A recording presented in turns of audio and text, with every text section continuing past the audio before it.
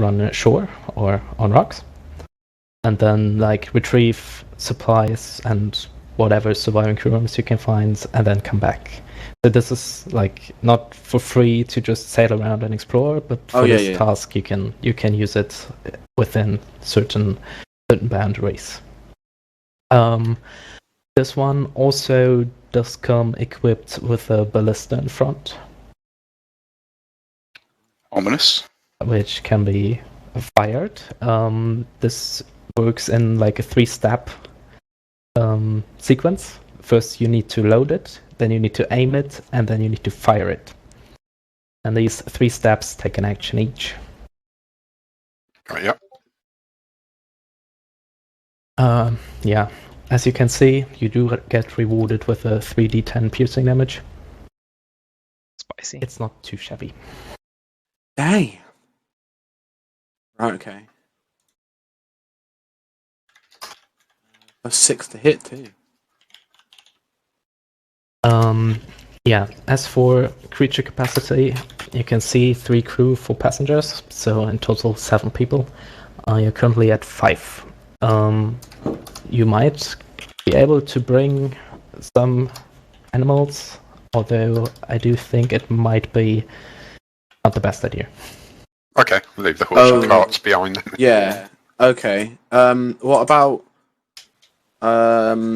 obviously there's missing sailors. Bringing them back would be difficult on the max crew, I guess. Max capacity. That's true. Maybe we do count them as cargo at that point. We're gonna see how it goes. Right, okay. I mean, if they're not on the deck and taking up space, they basically are cargo, right? Exactly. Okay.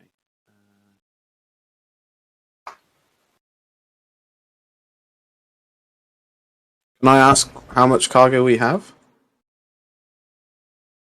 If you don't want to take anything specific, I would say you have all the space available.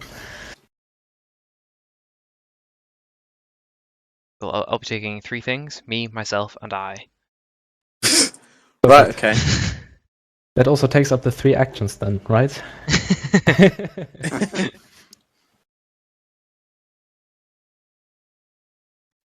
Right.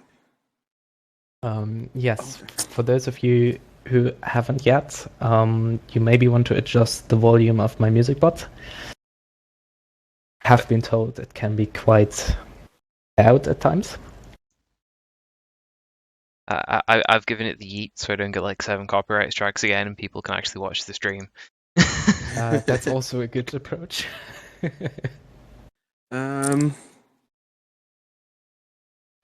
I could take a second keelboat and we could have 2.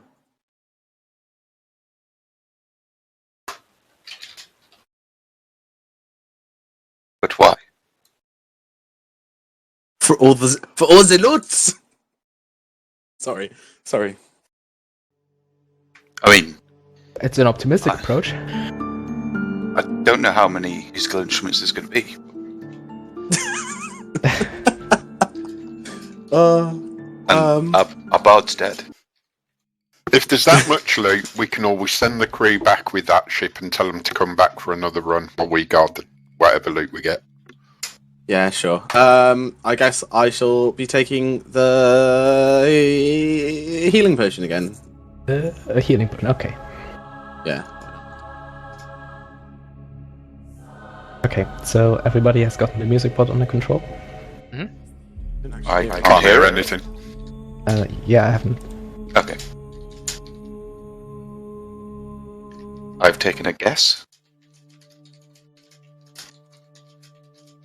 Usually minus 20 is a good shout.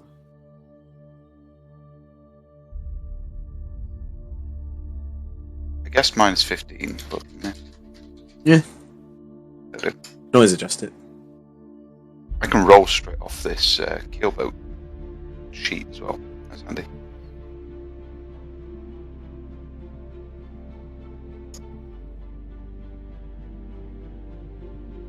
Wait, did it switch again?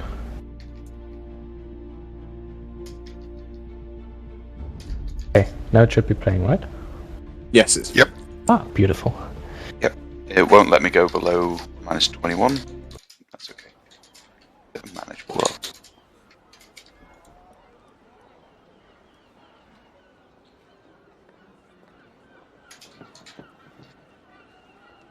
Right, if everybody is happy, then I think we can get started. Yep. So, are you all early morning risers, or somebody wants to sleep in? When did you guys actually embark on your journey? Yeah, we'll leave like just after dawn, I think.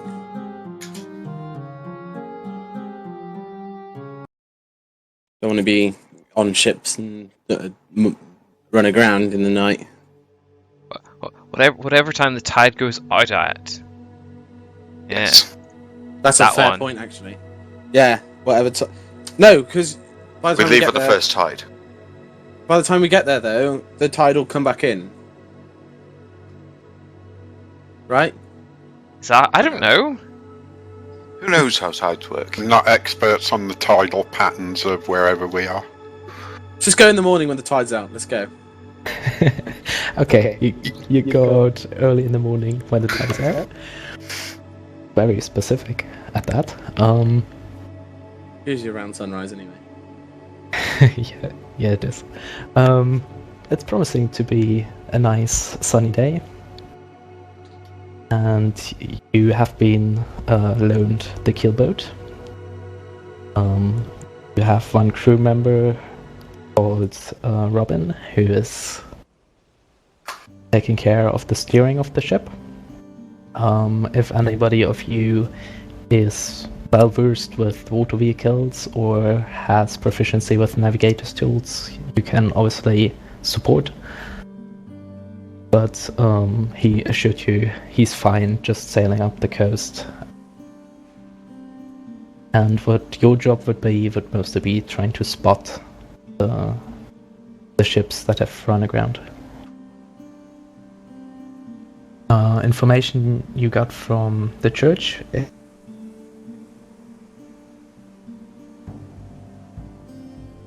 During a storm. Sorry, you cut out there. The interest would be 2 ships that have been missing during the storm, or went missing during the storm. The crews are missing, and some cargo, specifically potion components as well as spellcasting components.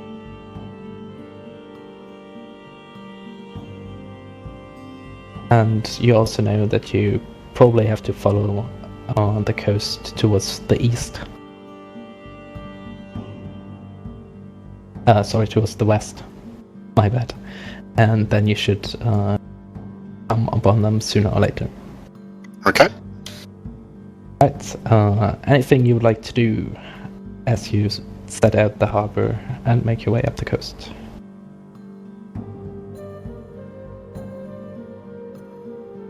Get even more drunk than I am whilst keeping an eye open. That's a very good approach, I would say. If you want to actively keep an eye out, roll me a perception check, please.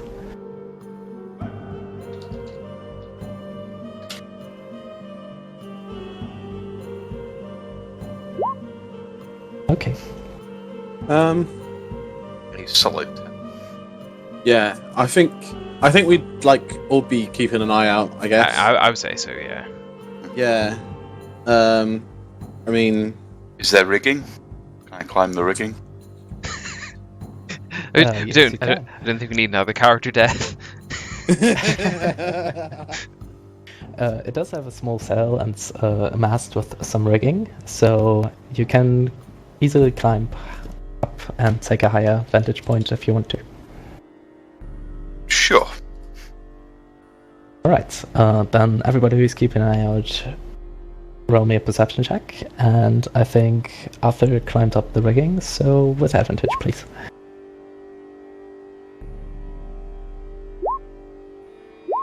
Nice. Good job. Well,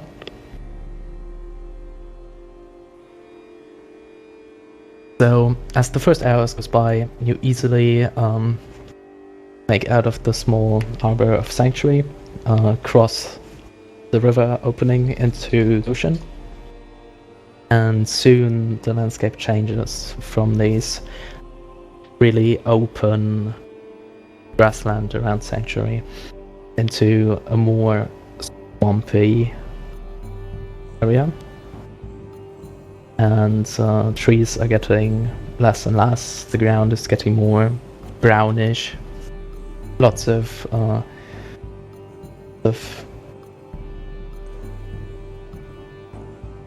do you say, flowers that are really close to the ground, nothing too major, sometimes a small group of trees. As you get into the second hour, you do see that this seems to be the terrain that's going to changing to the further west you do get. As for those perception checks, you do see nothing dangerous, so far at least. Orryn, you do spot one or two dolphins in the wake of the ship, just playing around for a while, and then after a while they do get bored and swim off again. Towards the swamp, Arthur, you do spot a few birds that apparently are circling there. Maybe vultures. Hard to say from this distance, but they definitely look like they're looking for prey.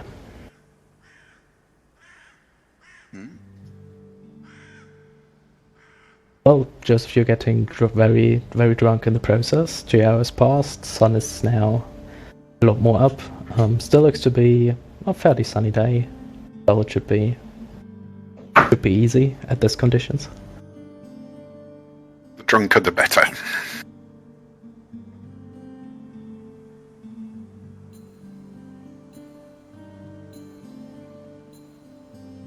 You guys want to continue doing the same thing for the next 2 hours of travel?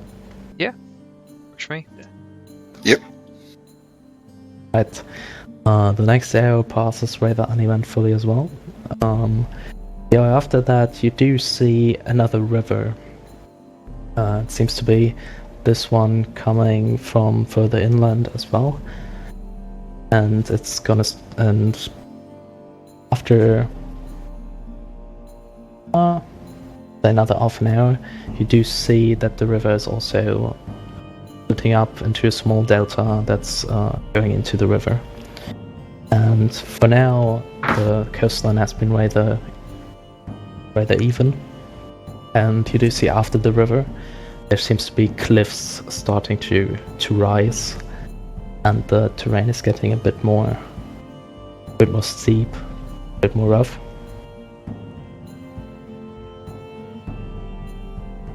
Turn round to the guy who's sailing it and ask him if the ships would have gone up that river.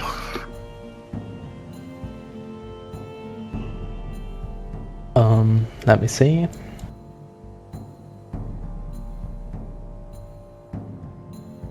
He tells you that they are mostly trading ships that are built for ocean travel. And they probably would have been a bit too heavy to go up the river. Okay.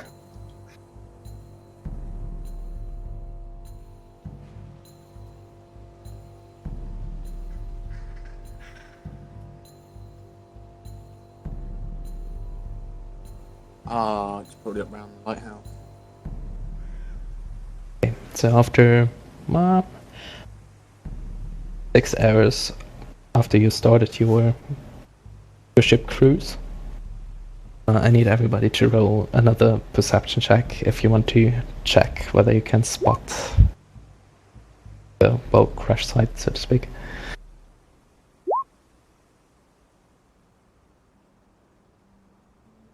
And is that with advantage? I'm still up in the rigging. Oh, yes, still.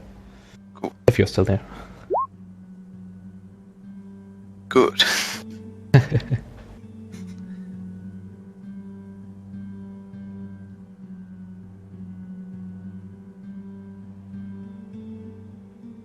Hey, so the cliffs are growing a little bit in height, still broken sometimes by some small coves where you could climb up into the swamp again, and you do spot a ragged line of rocks coming out of the water.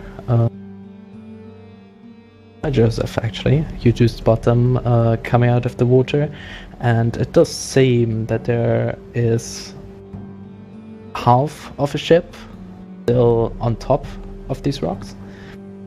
You do not see much else. I will. Two ships. I will turn to the guy who's piloting and get his attention and point to the rocks and the ship, and then to, the rest of the party. Yeah, Robin thanks you very much and slows down a little, maintaining at a good distance to the rocks. For now, that is. Orryn, as you get closer, you do spot the remains of half the ship as well, and you do see not too far on top of the cliffs there seems to be also some bird-like things moving around, not taking flight for now, but something is sitting up there.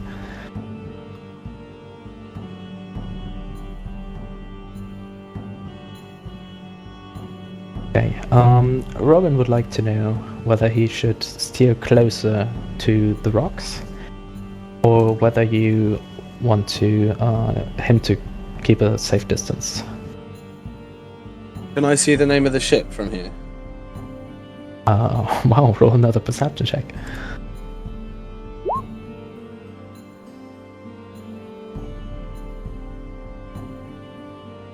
You can see some of the letters. More towards the end of the word, that is. And you do think you spot a V, an O, a U, and maybe the last one is an R? Okay. You're not entirely sure.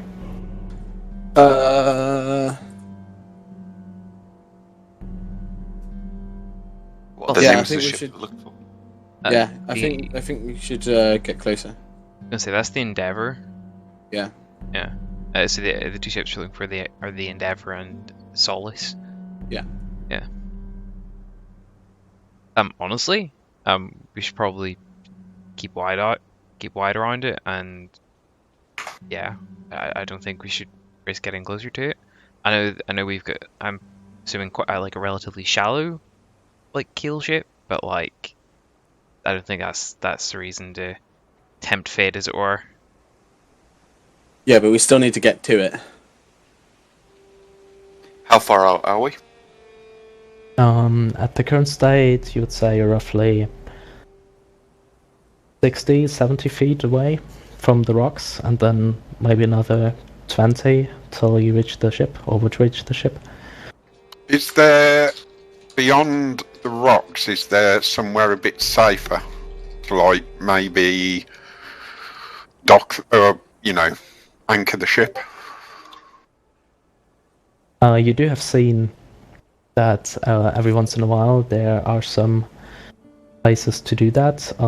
Here it's mostly cliff, but you think if you would maybe try a bit further up west, or maybe backtrack a little, you could find a spot to safely anchor the ship. Yeah, I said we carry on for now. We might see signs of the other ship, and then like we can go back if we need to. Okay, then let's It carry Sounds on. like a plan. It's not going anywhere, so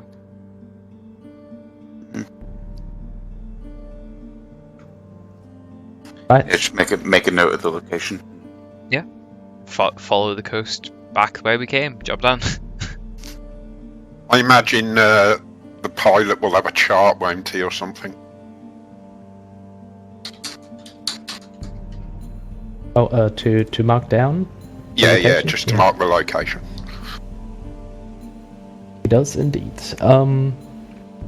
So you want to go further west up the coast or backtrack? Further up the coast. Further A up, bit, okay. bit further west, see if we can see the other ship and to land. Yes. You do take up speed again, and not long after you did turn around, jutting out part of the cliff where you've seen the bird-like creatures on top, you come around and find another cove, basically, where you could dock the ship if you so desire. Jump to the rest of the party. Oh, we haven't seen signs of the second ship, have we? Going around? No, you haven't. Okay. Well, I suppose we might as well stop for now and check out this one, right? Were they both like traveling together? Both the ships, and they were doing supplies. Don't we know? The supply ships have been traveling together, yes.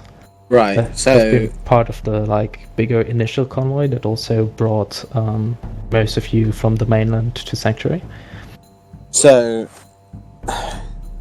it would be safe to say they'd be somewhat close to each other. That would be very, very safe to say, yeah. Yeah. Let's go. Unless one of them sunk. Yeah, probably. Let's go to this this cove. Try and find a way around, I guess. Yeah, that seems like be a fairly natural place to set up camp if you didn't know where you were either. So Yeah. Okay. See if there's any survivors or anything. Swam to shore. Robin brings up the ship closer to shore and safely anchors it, and if you want, you can disembark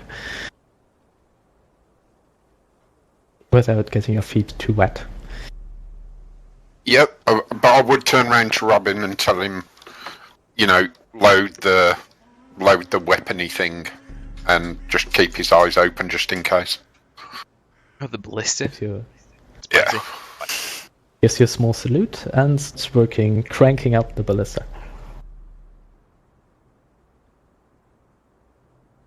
Okay.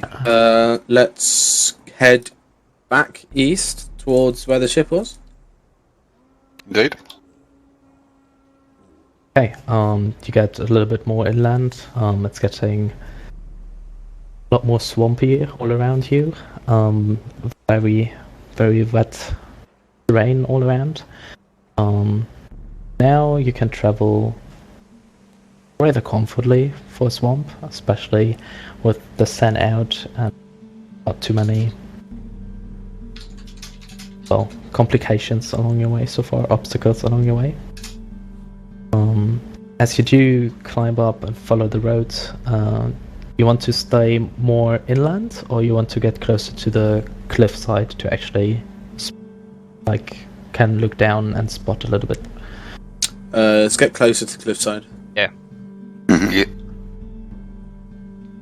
As you make your way a little bit closer to the cliffside, and come out of a small clump of woods, clump of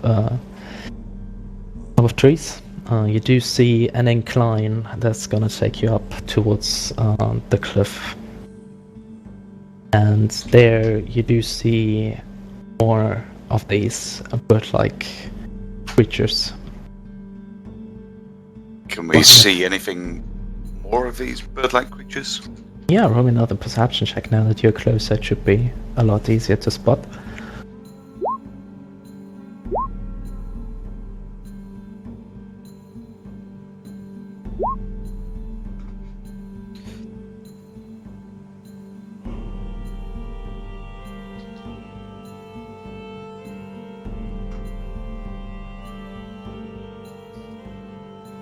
Oh, where did they go?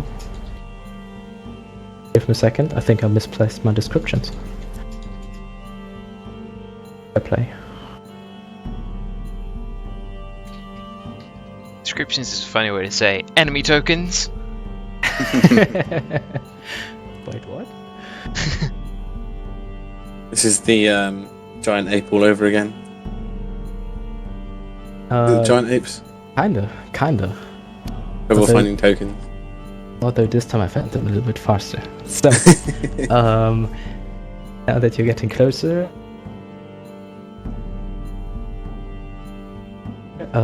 Joseph is interesting than environment right now.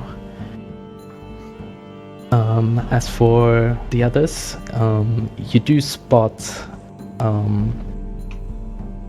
creatures that have the body, legs, and wings of a bird. Part of them look like vultures, part of them look a bit more like seagulls, maybe, from the color of the feathers. And it does has the arm, the torso, and the head of a human. From this distance, you would say all of them are female. And currently, two of them, well, you do spot two of them bickering about something between them. Some creatures, and see them flap their wings angrily at each other. And you also spot the third one just sitting somewhere in the back, currently turned her back to you as well, watching out towards the sea.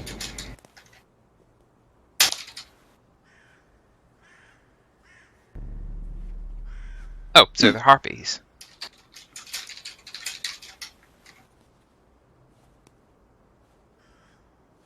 Well, okay. Say we were noticing the way through. Although, if we parked in a cove a bit further on down, I would assume I assume we can't see the cove from here. You do think if you would get up on top, you probably could spot it. Okay. So they might know where, like, we've stopped then. I think that's a safe assumption to make. Yeah. So how far are we from them?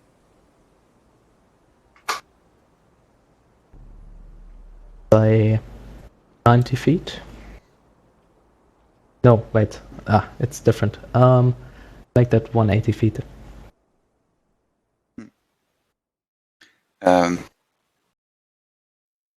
Cool. Can we make out? Like you say, they appear to be arguing. Can we make anything out? Speaking? Yes. Two of them are apparently very busy fighting about something. Looks like food, maybe. Going back and forth about it, becoming growing more and more agitated. Now you hear it. Does sound a little bit like seagulls. They're shrieking, but maybe you're just imagining it.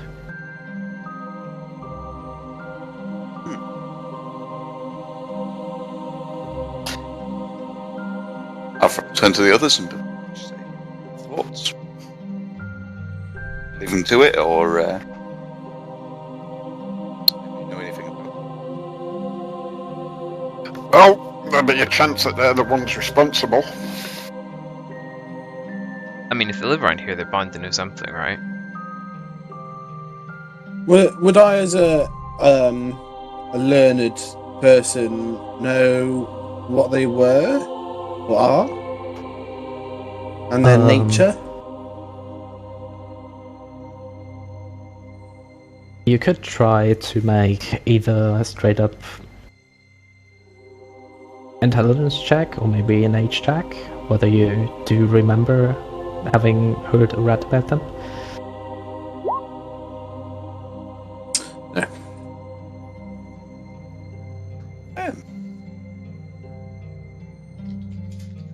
Do you think you've heard some stories? Something about elves, you think? You're pretty certain there were elves involved and a forest. And then one thing led to another, and this is what happened. I'm gonna say it. Yeah, I know. I'm gonna say it. Say You it. can say it. Fucking elves again! Every fucking adventure That's- it's elves. Let's mean, try and talk to them. If they're hybrids, then it's probably from fucking elves. I'm just saying, if this goes pear-shaped, we're just gonna start blasting. Unfair? I mean, I only, Yeah, I only need to be that's- like 60 foot closer. So. Yeah. Yeah. Prepare yourselves for a fight. Let's try and see if they know anything, like one of you said. Can't remember now. It was only 5 minutes ago. Yeah, let's move slightly closer. Let's start moving closer out of where we are, the thicket, I guess. Let's see if it's a language that any of us can speak, or if it's just seagulls.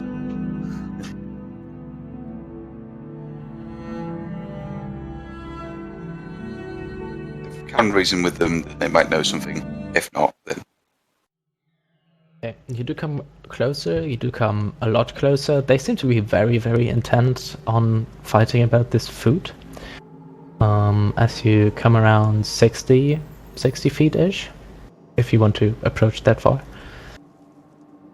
They do stop their bickering and drop whatever they were holding in their hands, which looks a lot like a human arm, and turn their heads towards you. There's really bird-like twitch movement, and screech questingly. Well, nope, that's enough for me. That's enough for Arthur. Yep. Yeah. For me as well. So the for the party with 2 warlocks. So then we started blasting. Hang on. What? The necromancy wizard might have something to say about this. What if they're just, they found them and, tried to staple them to something else? Someone may have tried once before. So they are scavengers that like to dip into necromancy every once in a while? Yeah. Fine Um, then, fucking unleash your fucking load. Go on. Blow your load. Fucking warlocks.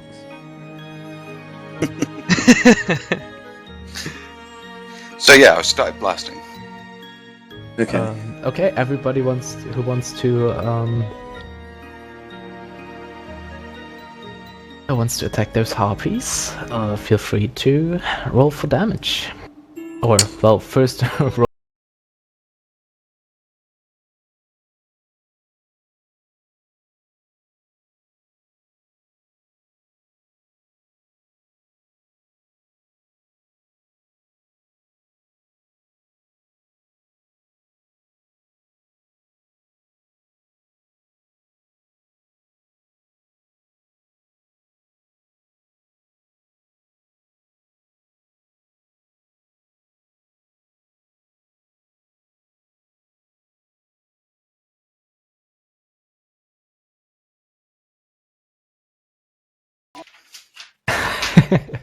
That's an interesting discussion to get into.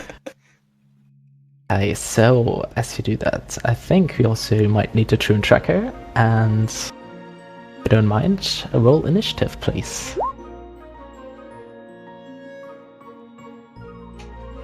Well, good on everything except for attack roll. Okay, yeah, forgot to say that actually. As you roll initiative, you maybe want to click your token first, sorry. and then roll Oh, again, crap, so sorry. it shows up on the tracker. Don't worry, I forget it all the time, so. So first one was 12. Yes, I think you can edit them yourself. Yep. Yes, perfect.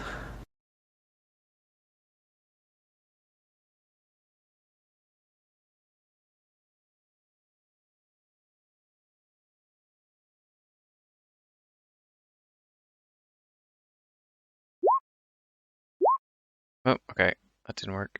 Oh, it did work. 15.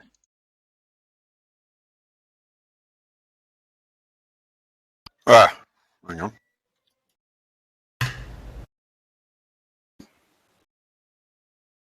Okay, here we go. So, all of you blow your low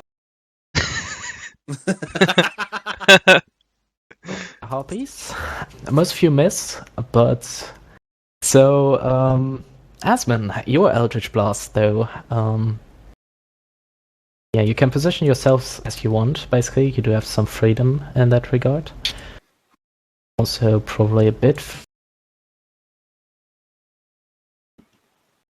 further away.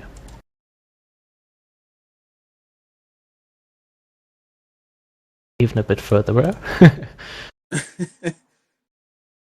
Yes, 60 feet. Cool. So those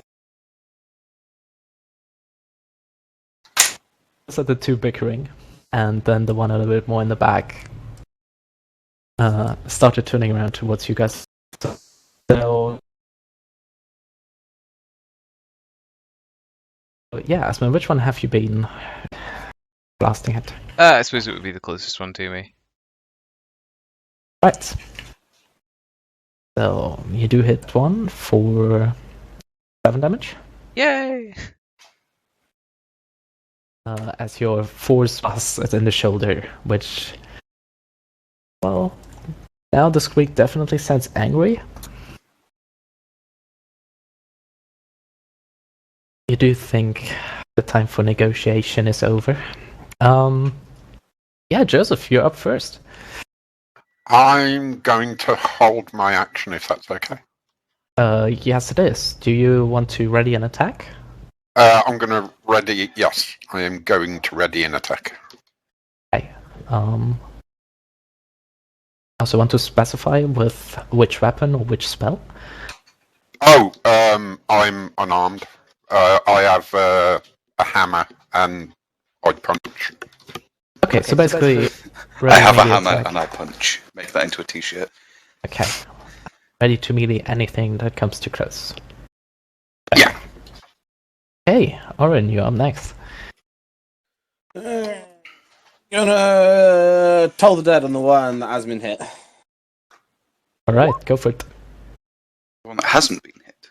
No, that has been hit. It fails the save, so... 9, because toll the dead. Oh, It's yes. already taken damage. Ooh, sweet. Well, 9 damage as your bell rings out, and it does seem to hurt the harpy, that's for sure. I'm gonna take a step closer to Joseph. Right, solid approach. And then my turn. Right, Azmyn, Cool. the harpy you have hit does look a lot worse than when you last checked. Excellent. I'm going to cast Hex on it. There's the thing. Well, I have two level 2 at this point? No, 2 level 1s at this point. Yay. There you go. Okay, it's hexed. Have and text. And then I'm just going to keep on blasting. Go for it. We worse than the harpies, necromancy, and hex. 14 does hit. Whoa! Okay. As another blast of your energy streaks at the harpy, this time hitting one of her wings. That's now very limply hanging down. You think not able to function anymore. Oh, another 2 on top. Hex. As another small explosion of force afterwards knocks her back a little as well, dealing another 2 force damage. That's the necrotic damage from the Hex. Oh, necrotic actually. Well, in that case, it spreads a little bit from the broken wing. Cool. And that's it. That's it. Okay, well, Arthur, your companions have been blasting at one harpy nearly to death. I'll give it a go.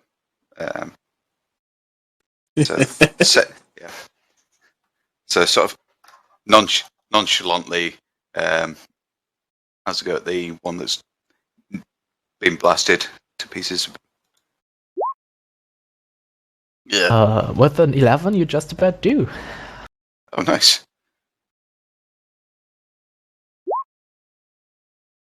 It makes a step out of the way, but gets hindered a little bit by its broken wing, and steps basically right into your Eldritch Blast. By the way, Azmyn and Arthur, what color are your Eldritch Blasts like? Oh, Mine. Go ahead. Mine is just pure darkness, like as edgy as it gets. Okay, pure darkness on one side, I was going to say, kind of like a muted white. and a muted white from the other side. Yes, two contrasts. Impacting the harpy, and this one falls to the ground, gravely wounded.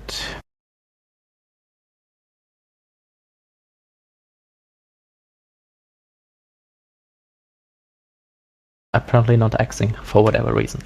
Well, now it's the harpy's turn. As the two of them do see their companion fall, they let out another shriek. This time very, very enraged from what you can hear. And you also do hear a third shriek coming from above you as another harpy starts to basically free fall towards you, shouting as she goes. And on their turn, after they let out their rage, they start to sing. And all of you do hear this weird melody. It's pretty melodic.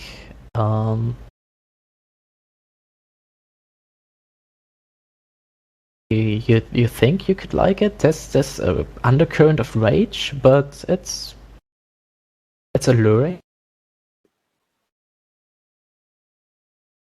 to say. And I need everybody to make a wisdom saving throw as they try to charm you.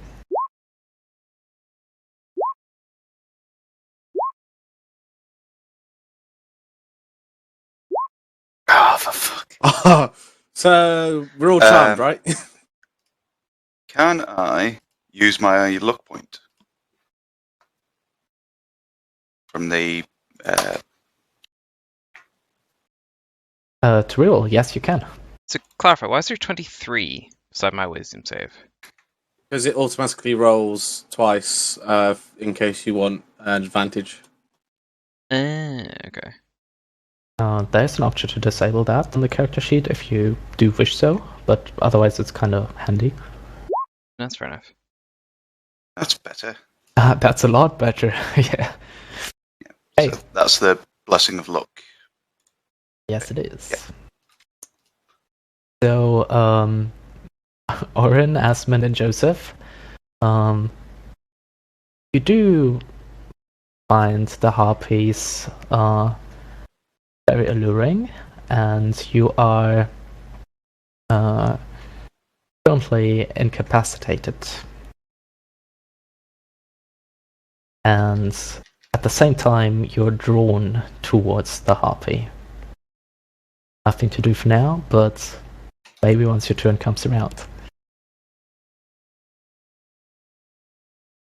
Oh joy. Oh, actually, are any of you elves? No, but I can speak Elvish. So, as the other two do take to disguise.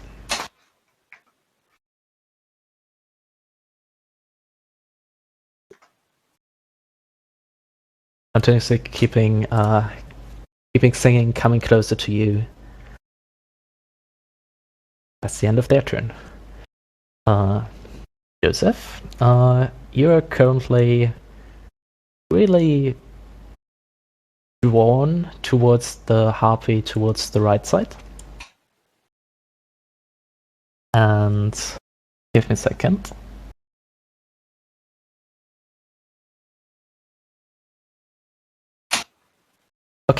You really feel drawn to it, and you feel yourself kind of unwillingly start moving towards it.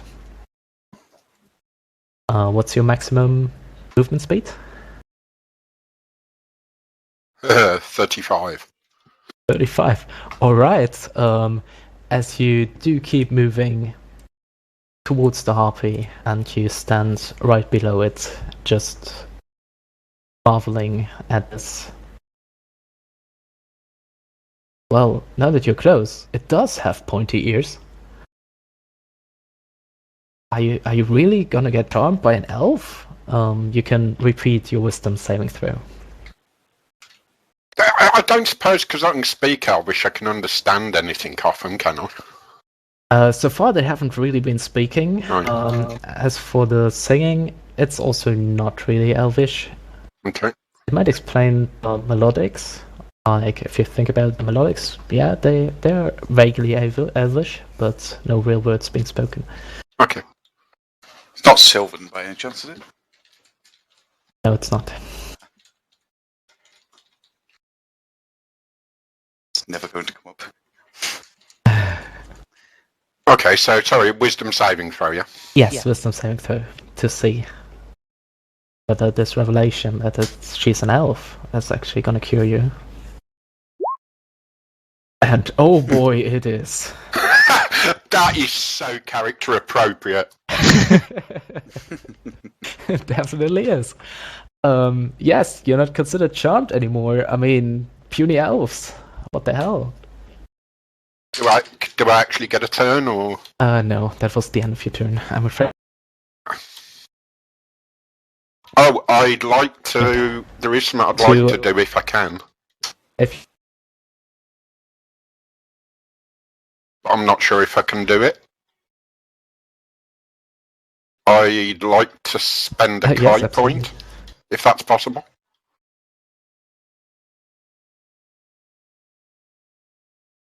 Oh, sorry, I think I am breaking up. Do you mind repeating what you want to do? Yeah, I wanted to spend a Kai point to go into defense, if that's possible. Yes, I think you can. Okay, I'm going to spend a Kai point and go into patient defense. Alright, so it's basically you advantage on, giving everybody else disadvantage. Yeah, I can spend one Kai point to take the dodge action as a bonus action on my turn, yeah. Okay, so you're safe from the elves, you do think. Orryn, you also feel yourself drawn to one of the harpies, and the one you feel drawn to is the one towards the left. Okay. I guess. Yeah. Alright, this is as close as you're gonna get. It's reeking a little bit of decay and filth in general. Get closer. Not very pleasant at all. Like, why did you feel drawn here in the first place? It's my type of girl. You can do. Okay, never mind. You still have to roll a wisdom save. Maybe against falling in love? Nope. You're very much falling in love here. Not there just yet, but you're getting there. Right, end of your turn. Azmyn, you also were charmed, right? Yep, unfortunately. The middle one. That's close I can get. Luckily for you, you can also dash. Oh, okay. Wisdom throw, yeah. Alright, as you also stand below, getting a closer look. This one does look a little bit older than the others. But you still feel drawn to it. Damn it. I'm complying. Well, Arthur, all of your companions, after coming out of the woods trying to blow their loads on the harpies, now are all getting really, really up close and comfy with it. You broke off the allure of the song though, so you can act as you wish. Cool. Just 2 seconds, just raising a spell. Okay, so I would like to cast Hex on the one closest to me. wrong All right. tool there. So bonus action. It's Yes. X. And then take a step towards it, and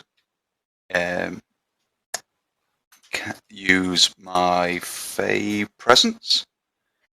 I'll pop that up. He says, not popping it up. Where is that? There we go. In a 10-foot cube, so sort of. Can I go to the left, sort of to the left of Orryn, so he's not caught in the area? If you do want to do so, you can also include Orryn in the saving throw. Then it would basically be a contest between you and the harpy, which he finds more, or whom is he more charmed by? Sure. It would be frightened. I'd be going for. Okay, in that case, he would be very frightened of you, but that's maybe better than being charmed by the harpy as well. He's probably into that as well. You know what? Yeah. I'll get them both in. Get him away from the harpy. It was just the decay I was into, to be honest. In that case, Orryn roll another wisdom save. As his frightening presence does come closer to you. DC is 13. You just about hit the 13. But I think with saving throws, hitting the number just about makes it. So am I still charmed by the harpy? You're still charmed by the harpy. I mean, there's really, really scary, but you have the harpy to protect you. I mean, she will protect you. You are her special. What are you actually? Special gnome? Yeah. Special gnome. Yeah. Hey, are there anything else you want to do? Oh yeah, the harpy actually. Oh, never mind, the harpy. She indeed is very frightened. You hear her give off a frightened shriek and starts flapping away from you. Currently not really moving, but soon to move. And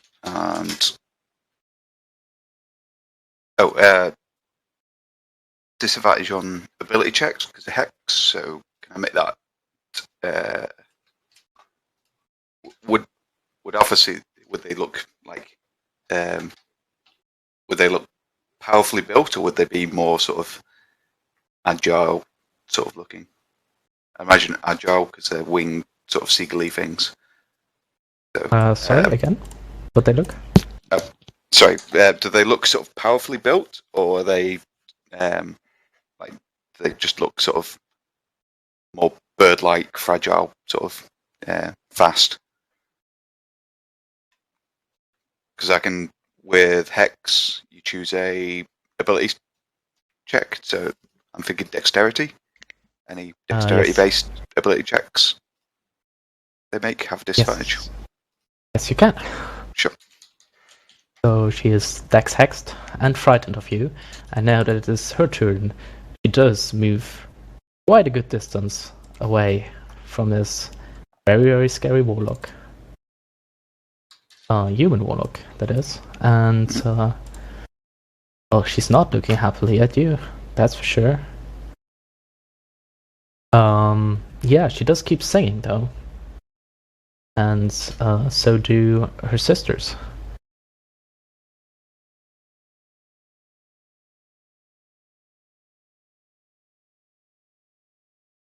And as Azmyn and Joseph, you're still close to your partners, so to speak. You do feel the claws of both of them start to get around your shoulders, trying to, well, snatch you up into the air, basically. So for Azmyn, that would be a 19, and for Joseph, that would be a 6 to hit. Can I still cast reactions? Or I still take reactions? Yes, you can in a way, although nothing that's necessarily harmful towards the... Oh, good. So, well, shield isn't harmful. Cast that. Let me check real quick for sure what incapacitated does. Oh, can't attack or take reactions. Well, shit. Okay, maybe you can't take reactions, sorry. Never mind. Okay, so a 19 hits you. Oh, yes. Okay, you do take 3 piercing damage as these claws start gripping you tight around the shoulders. And she's trying to lift you a little bit, and she gets you up like 5 feet into the air. But then has to take a rest. She's still singing, so she has to balance the physical action with keeping singing.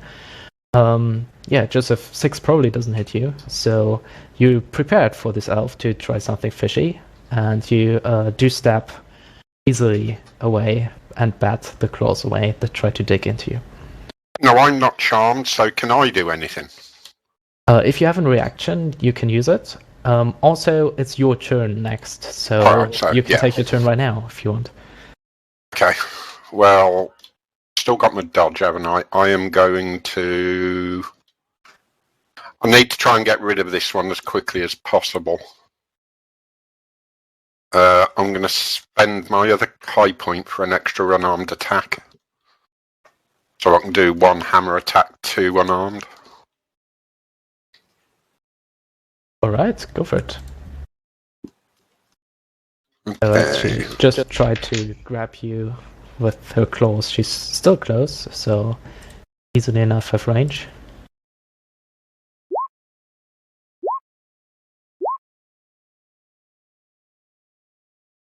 So I think normally it's 1 hammer, 1 unarmed strike, but with the high point I get an extra unarmed. Yeah, as a bonus action. Yes. Right, well, all of them hit. And to the word of fucking elves, spoken in Elvish, I'll roll the damage. Perfect. 3 syllables, 1 hit each syllable. Perfectly spaced out as you do 18 bludgeoning damage to this poor harpy. Yeah.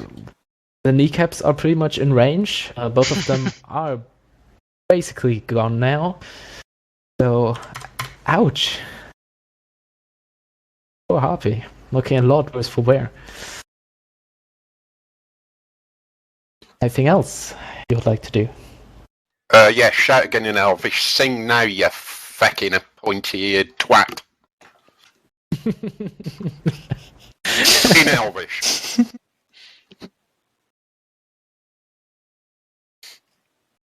She's just snarling into your face.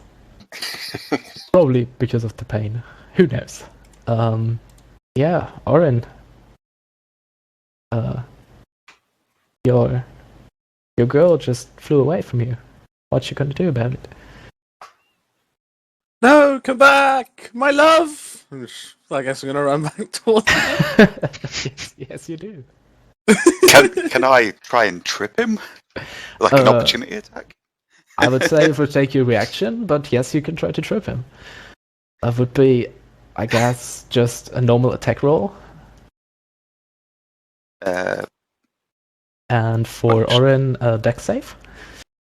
What, just like an unarmed strike?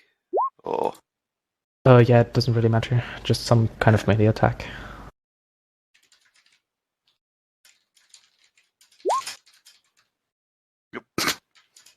Fine. Okay. Well, you think you nearly have him, but then Orryn at the last second, nothing's gonna stop him. Avoids it, and nothing is gonna stop him from being reunited with his love.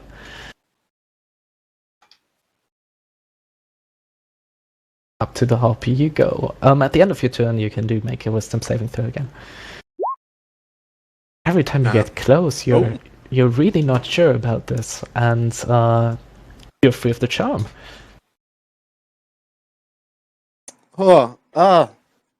Wait, you're not a dead person? Oh, that'll be the end of my turn. Okay, did you say that in common?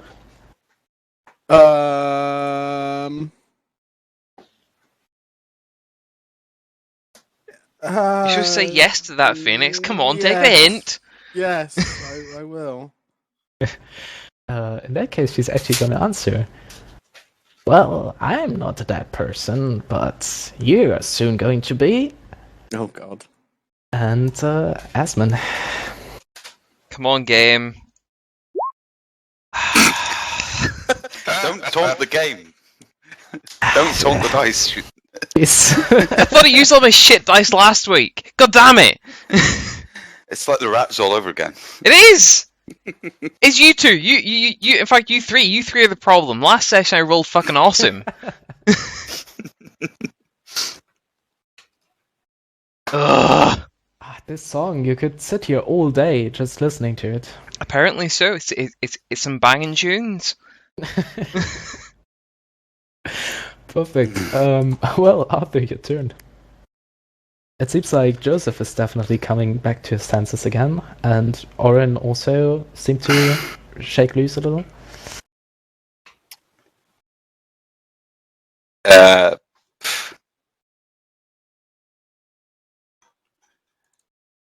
Right, well, so if those two are coming round, then Eldritch Blast at this one here. Right, trying go to for it.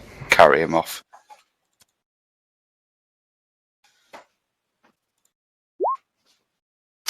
Yep. Oh no. Well, trying not to hit Azmyn, who's currently grappled in the claws of the harpy. You do shoot a little bit left of the wing, just grazing the feathers, not doing too much damage. Azmyn, as you do see this black streak of energy coming past your line of sight. Luckily, not hitting you, but also not hitting the harpy either. Anything else you want to do? No, that's my turn, I think. Right. Yeah. The harpy's turn. Two of them have stopped singing. Definitely not bothering with that anymore. The one carrying Azmyn definitely keeps singing and is also moving a bit higher, a bit further away, trying to drag you towards the cliff. You're currently 10 feet in the air, and there's still plenty of space to cover for the cliff. As she does keep singing, and she's also digging in her claws a little bit deeper. So, gonna be. Oh, does 20 hit you? Really? Why does this always happen? Yes. Okay, as she claws deeper in, you do take another 5 piercing damage. These claws are really not comfortable in your shoulders. Hey, Joseph, your turn. Last time you went for the kneecaps. What's it gonna be this time? Joseph being Joseph and thinking it's an elf. Probably where he'd shoot for is a bit too crude to say. Alright. Gotta be shooting for a crude spot. Go for it.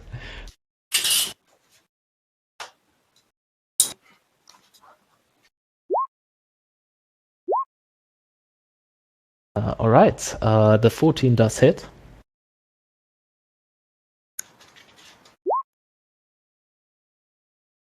Right, 5 bludgeoning damage. As you do hit parts of the crude spot, not as effectively as you wanted to, but you still do hit, and you evade her claws coming at you, and with this unarmed strike just bat them away, not doing damage, but still being useful.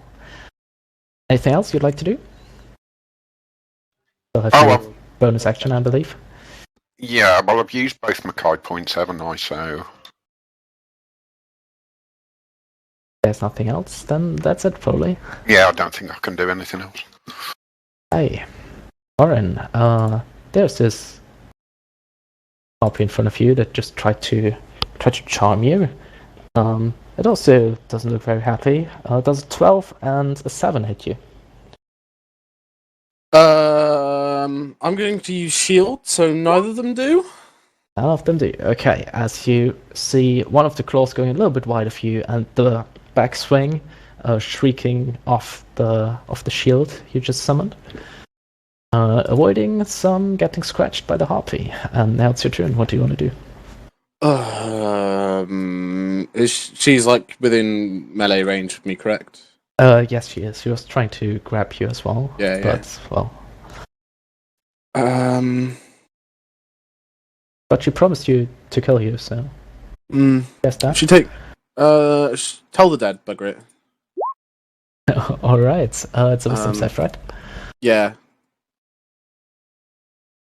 Doesn't Wisdom matter which save. dice she gets anyway. He doesn't make it. So that's gonna be 4 tolling damage as she holds her head a little bit. Looking at you. Feel a Death brain in her rot. eyes. Right. In my turn there, I think. Right. Azmyn, you're getting carried higher and higher by this RP. Oh, no, I can't do now. Okay, another wisdom saving throw from you. I swear to God. I'm gonna kill everything. Kind of comfy hanging there. I mean, all the others are getting hit by the harpies. This one's just carrying you. Phil, remember to put your try in the upright position. Yeah. I'll put more like get the new character sheet in the upright position. Okay, Arthur, it seems the other two are dealing with their harpies slowly but steady. Azmyn, though, is getting carried away higher and higher by this one harpy. And he's, what, 10 feet in the air by now? By now he's 10 feet in the air, yes. Cool. Yeah, another Eldritch Blast, I think, Alright. at the harpy carrying him. That's better. That hits, yeah, roll damage. 7. Okay, as another streak of black energy comes from you and does hit the harpy in one of the wings. As you do feel a lurch, as you do drop 5 feet a little bit and are now closer to the ground again. Still not there, but a lot closer. Seems like the harpy has trouble holding you, flying, getting hit. Good to know. Good to know. Although, well, you're just distantly bothered by the lurch. You're still nice and comfy in their grips. Yeah, are there anything else you want to do? I think I'll move forward. What's my movement? That's there. What's that? Oh, yeah. Just there. Right. So, Azmyn, the harpy is working her wings a little bit again, taking up some more height again, this time back to 10 feet and a little bit more forward as well. She talks to you this time, in common. Well, let me show you my home. It's very, very nice. You will like it, weird human. And, second, where's Le Damage? Does a 6 hit you? No, 6 does not hit me, thankfully. Hey, Just for reference, I have an AC of 15 without my shield out, and everything always rolls above 20 for me for some reason. Like mid-teens? Nah, average rolls don't need any of them. All or nothing. Yeah. all overrated. So yeah, you know the trick already, and you do not resist this time, and the claws seem to have dug in good enough of a hold, so no damage done for now. The harpy keeps singing. Very annoyingly so, she does. Well, Joseph, after getting hit, she looks angry, clawing at you twice. Does a 21 and a 14 hit you? 21 does. 21 does? Okay, then 5 slashing damage as she rakes across your torso. Reaching a little bit as she goes. And Orryn, after she recovered from the short headache, she's gonna swipe at you as well. A 19 and a 13. Shield isn't still up. Started my next turn. I'm guessing she did it on her turn. It's on her turn, yes. It would be still up. Would be still up. The 13 doesn't hit, but the 20 something does. 19. 19, that's it. Okay, that's 8 slashing damage. She rakes across your chest. Alright, Joseph. Both attacks on her again. Go for it.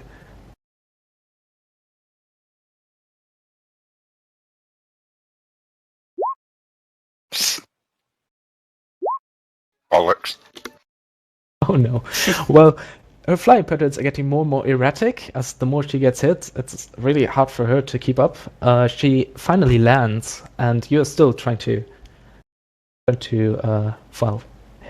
her above you, as you unfortunately don't manage with this sun drop. But she's now on the ground, facing you. Okay. Orryn, big slash. That hurts. You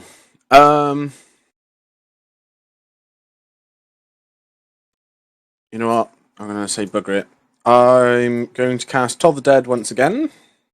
Alright, go for it. And of course I roll a 1 on the d12. Oh, well, she doesn't make it. So, still 1 damage only, unfortunately.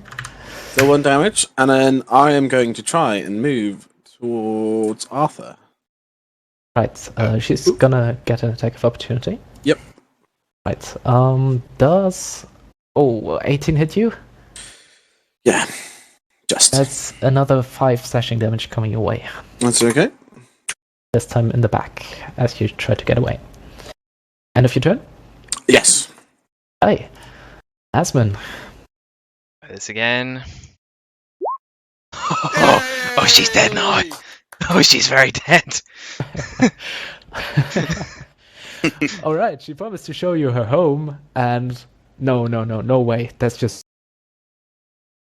Nope. Too much commitment. far too fast for you. So, if you want to take it. I was gonna. Is that my turn? Yeah. Or what? Well, you can have one more act if you want to try, and if currently 10 feet above the ground. I mean, of her dug deep you. I think I would rather get down in by my own actions than hers. So, bonus action or full action? Full action, but no bonus action. So it's basically not a turn, but you do have an action. Okay, sweet. I suppose, can I get away with like a 2-handed stab with my longsword, like straight up? Oh well, since she's carrying you by the, it'll be a bit odd to, but should be able to. Sweet, let's give that a go. Right. Really, game? Well, Really? Movement's still more restricted than you thought it would be, and you do scratch her a little. You do feel the scratching, but well, a trickle of blood, not really too much effect, unfortunately. You're obviously too busy putting the tray back in the upright position. Apparently. Alright, Arthur. It seems like Azmyn has recovered some sense. He tried stabbing the harpy. Still up in the air, though. How's the harpy looking? Compared to the Oh, sorry, you've... one Joseph has been, well, working on, so to speak, Mhm. A lot better. Hit her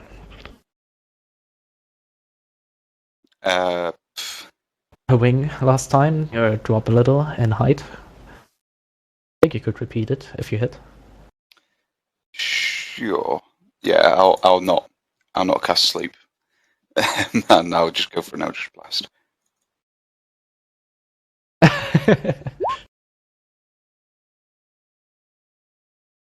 Right, 16 hits, yeah. Because I don't think Phil would have ever forgiven me if I'd put him to sleep. I mean, getting a character killed off, like, by getting dropped off a cliff because the thing carrying me fell asleep. Yeah. So, your your blast of black energy feet in height, and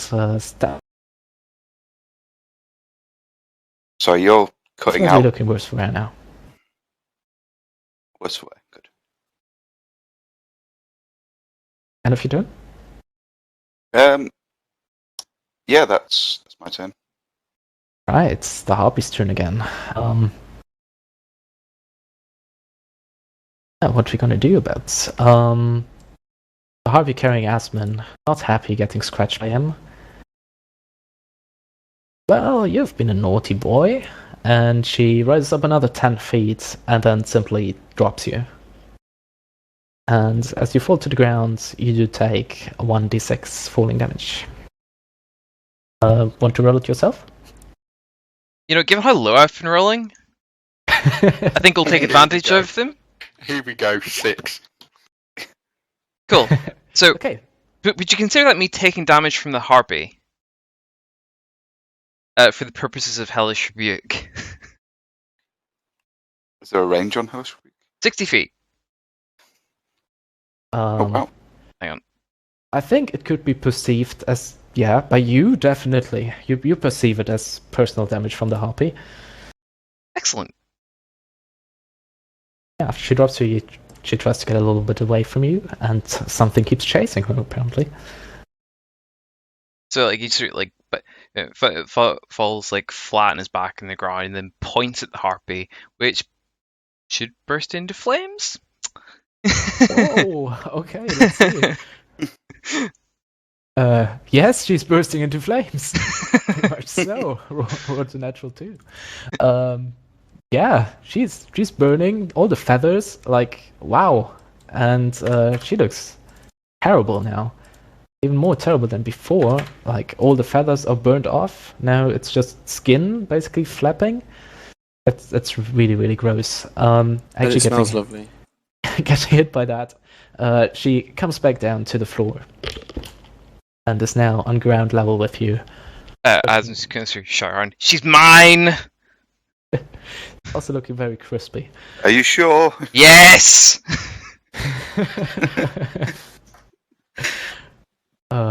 Alright, there's the one at Joseph. She's trying to claw at you again. Does an 18 hit you? 18 does. Okay, that's 4 slashing damage as she is returning the favor.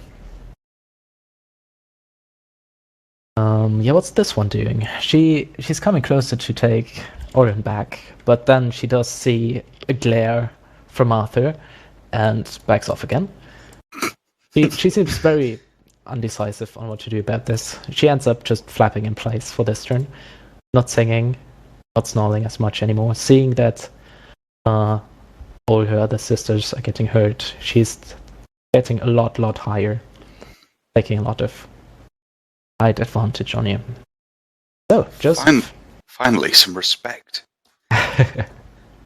Right, attack it again. Right, go for it. Not saying anything, concentrate.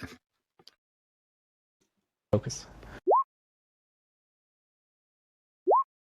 Better. The 18 does hit. Hammer is connecting. 7 bludgeoning damage. Alright, this Harpy is also not looking good anymore. Wings clipped, drops down to the floor, or down to the ground, is now also eye level with you again. Anything else you'd like to do? No, there's nothing else. There's nothing else I can do, I don't think. Okay. Orryn, there's one crispy Harpy, one smashed up Harpy, and one healthy Harpy trying to run away. Sorry. Fly away. Yes. Sorry, I just thought, Can I take a... Is taking a potion an action? Yes, it is. Okay. They're all trying to run away. Well, the crispy one, I think, is not gonna make it anywhere. Right. No, it's the not. smashed up Harvey just got really, really crippled. You're not sure she's gonna make it either, but the one that's still looking healthy, yeah, she's making a run. Okay. Which one's that then? The one. That one is already killed. That was the one you first Oh right, fired so on. it's this one then. Yes. I'm gonna go for it again. Chromatic orb. All right. Long range chromatic Oh, orb. you bastard! Okay. That's it. What do you want Does to? hit. Yeah. Um. What kind of orb is it gonna be? Lightning. Okay. As lightning chases the Harvey trying to get away. Roll for damage. 12 lightning damage. Oh Yes. yeah, she's getting scorched. Your wings spasm a little as well as she drops in height and climbs up again a little. They're going down to this. Okay, a lot worse for wear. Lovely. And I don't think I've got anything for a bonus action. Hey. So I'll end my turn there. It's revenge time. So we're going to start off with a good old Hexblade's Curse on SRP. Right, cursed she is. Step up. Can you not swap your normal hex over as well? No, has been subsequent turn, and is also bonus action. So it's one or the other. So. Yeah, 13 hits. Oh, sweet. Oh, and I crit in 19 or 20, which obviously I didn't, but yeah. Well, yeah, you killed a Harpy. How do you want to kill her? Oh, I think off with the head for this one. And off her head goes. Take a nice little bye-bye. Boop. Health back up. Ground, rolling. Right, this Harpy is dead. Much so. Short and headless corpse. What do you want to do? Anything else you want to do? I was going to say that's my action and bonus action, so that's me for now. Right. Arthur. One is running away, one is looking pretty hurt. This one over here is running away. Yes, very much. Oh, but that's the one I've got. That's what I've got hexed. No. You're not getting away that easily. Hey, it would be a shame to let it go to waste, so Yep. you hit another... After the electricity charging after her, and now some black energy coming after her. I mean, that does hit. Plus one. Okay, as she does get hit, again, dropping a lot in height, recovering a little this time, looking a lot worse for wear. These are some hardy harpies. They are. One could say they are well fed at the current state. Oh, good lord. But yeah, anything else you want to do?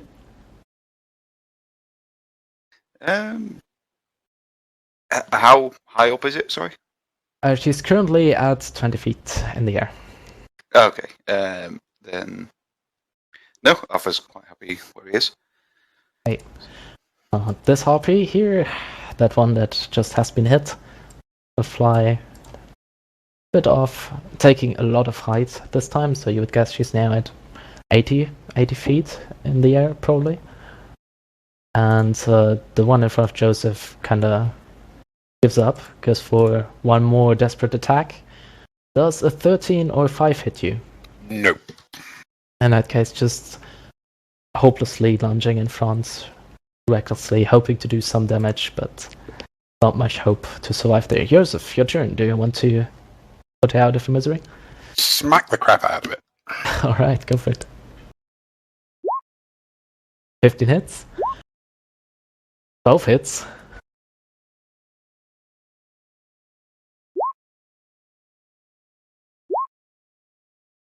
10 damage is enough to finish her off, as a lot more crude parts do get, well, smashed to bits and pieces. Good. Right. Straight up the ass. With the hammer. All right. Very graphic. She's dead. Yeah. Orryn, one is fleeing. She's further away than 60 feet, right? Well, she's.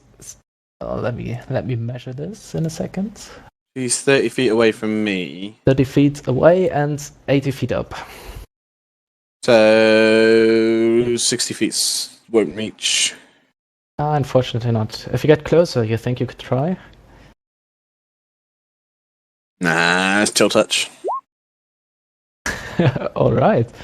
14 hits.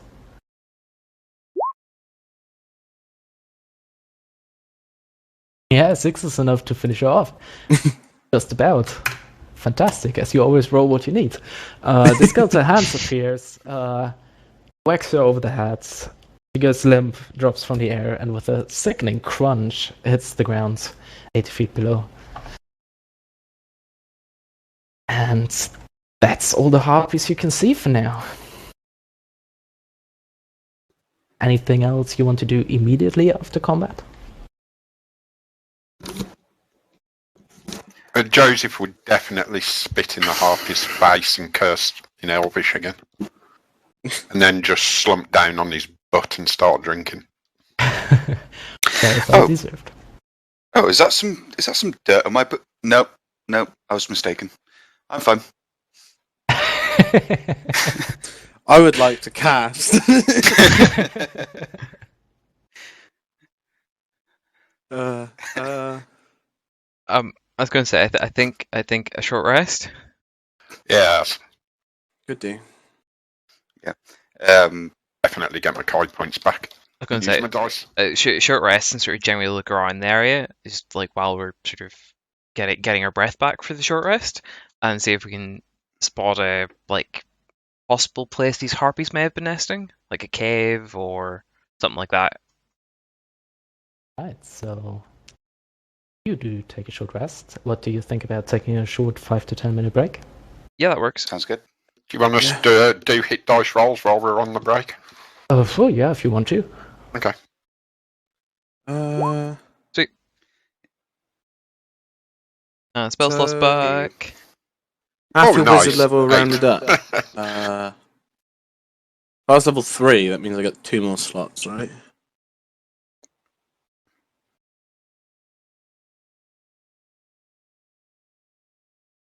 Sweet. Back in a minute. Yeah.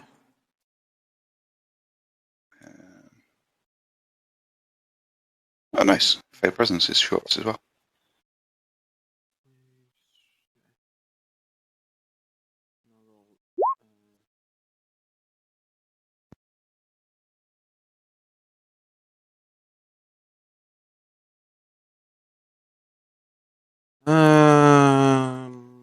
Half your hit dice back.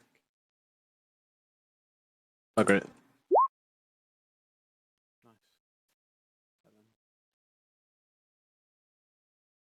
Oh, is that full HP?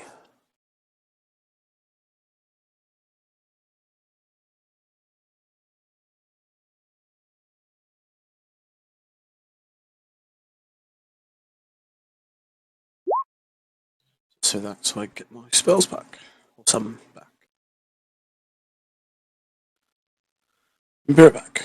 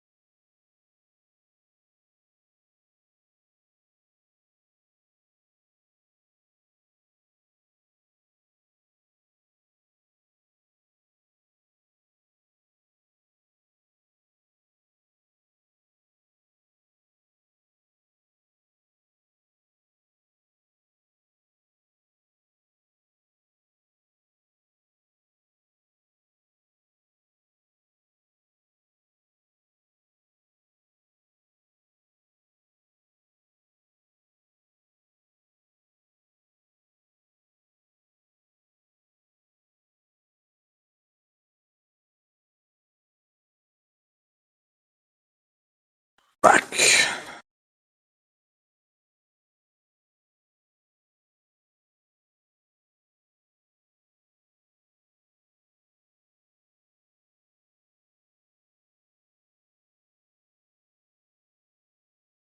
Back again.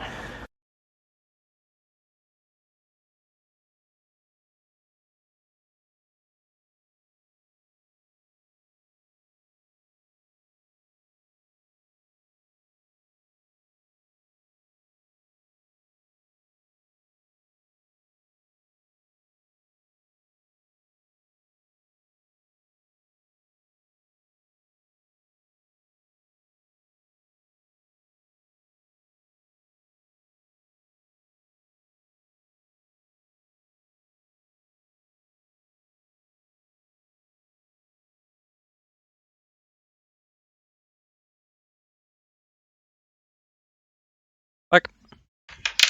Welcome back. Back.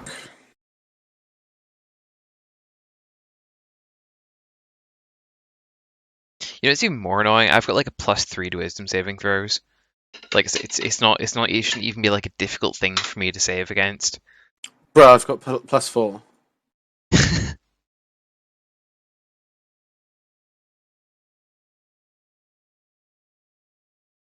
Yeah, sometimes the dice just don't want you to. Yeah, man. Be even worse if I fail an intelligence saving throw. How much do you have +6 to that? +6 Oh my. that bastard. Yeah, that's like me with charisma.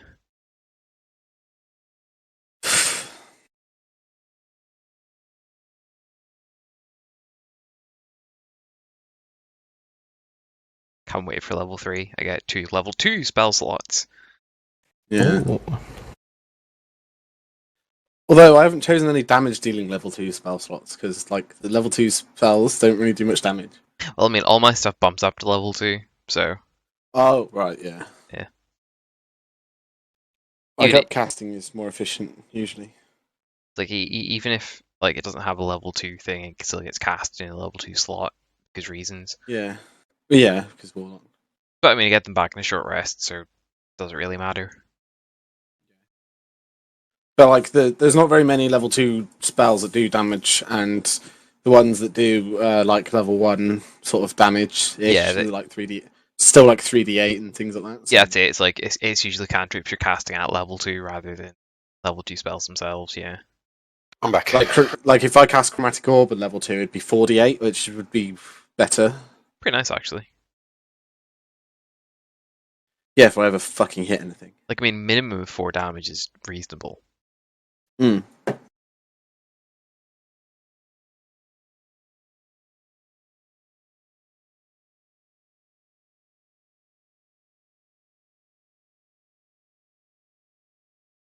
Big plans for level 3, but Yes. have to survive until level 3. I have Yep. big plans for level 5.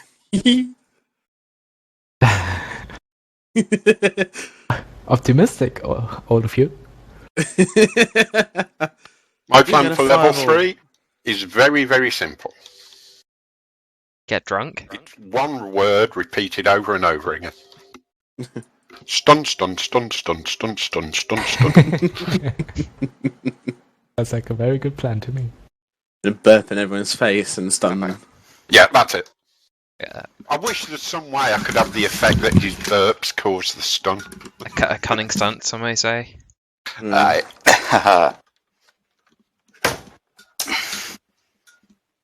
think that's everyone. Right, is everybody back? Then we can continue. Yep. Alright, so you rested up, bandaged your wounds a little, feeling a lot better. Got a corpus of 4 harpies all around you. And so far, nothing else dangerous seemed to show its face. What do you want to do?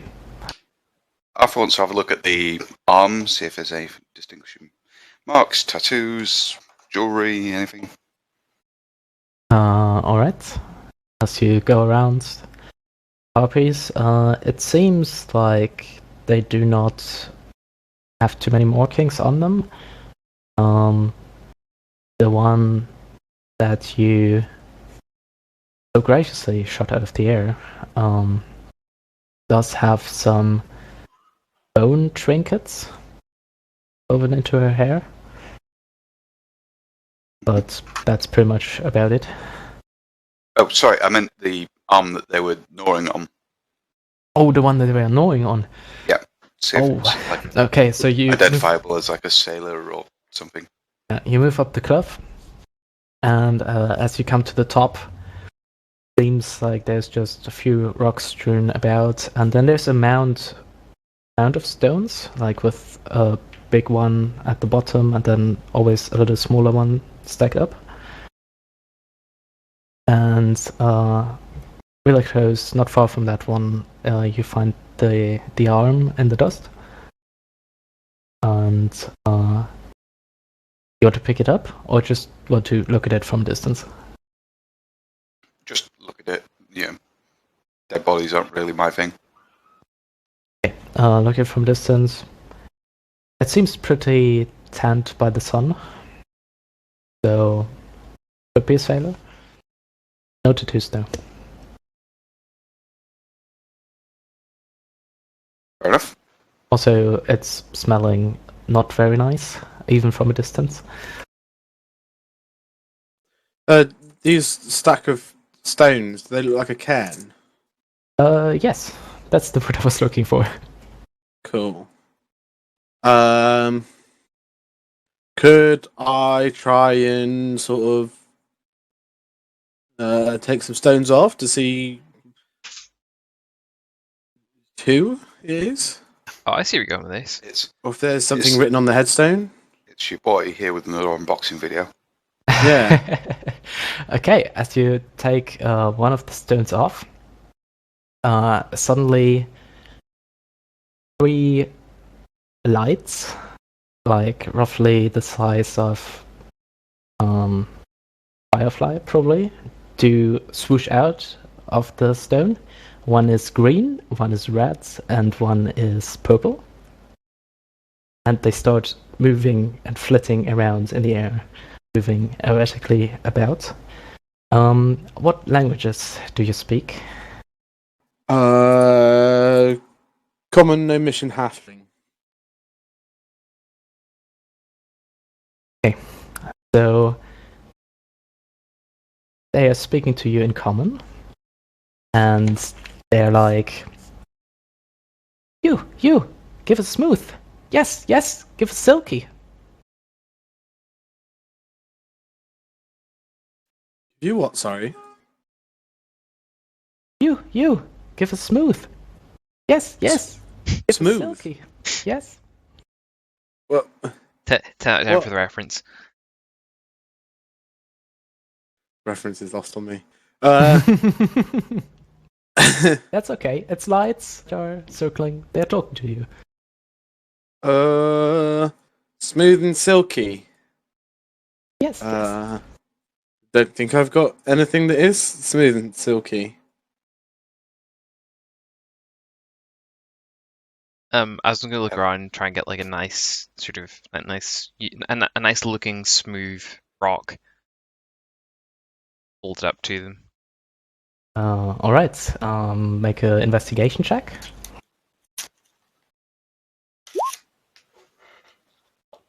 Okay, takes you some time to look for it.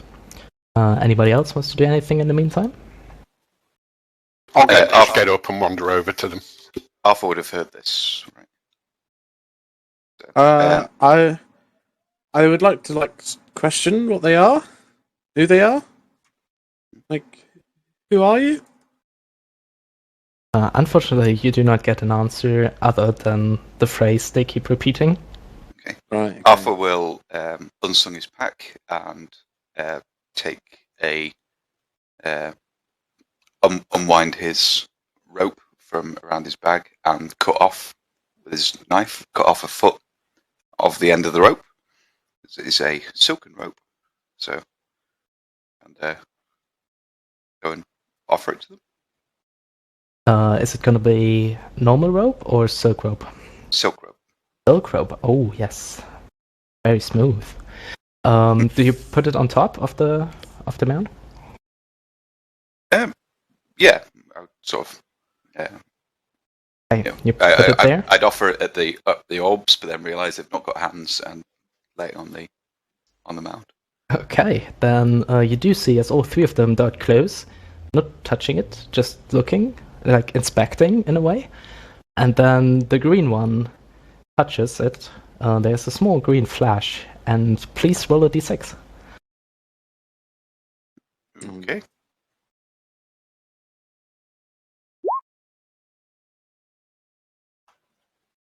One. Okay. And as the light subsides, you do find. Oh, question is, where is it now? Well, you do find a pipe that's lying there. Is a slight grayish, and Grey pipe. you're a magic user, right? You're Warlock. Yep. Okay. Then there seems to be also a slight tang of magic about it. I'm not sure what it is about yet, but it seems to be magical. Cool.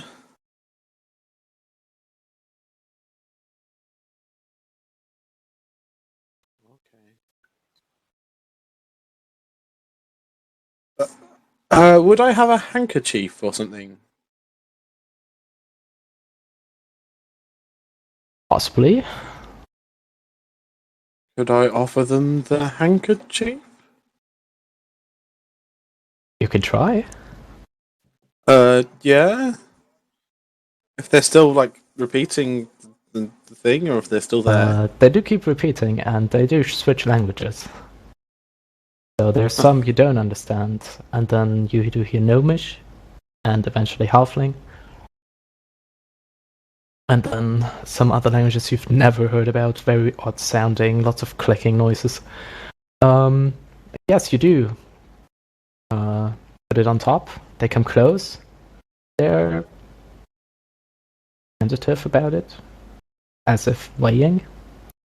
Azmyn, you do find a very, very smooth rock after a while. Cool. I'm going to add that to the top of the cairn. Okay, and after that is added, they seem to come to a decision and both at the same time go for it. And I would like everybody of you to roll a d6 as well.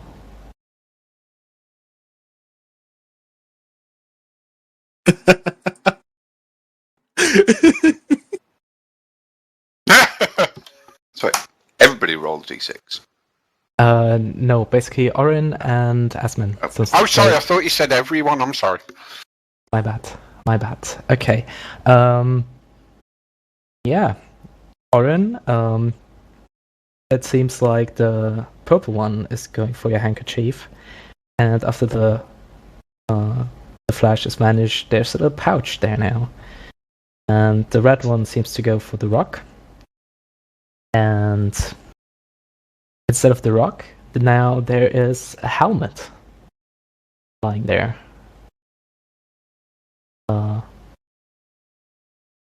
It's steel by the looks of it, and has some horns growing out of it.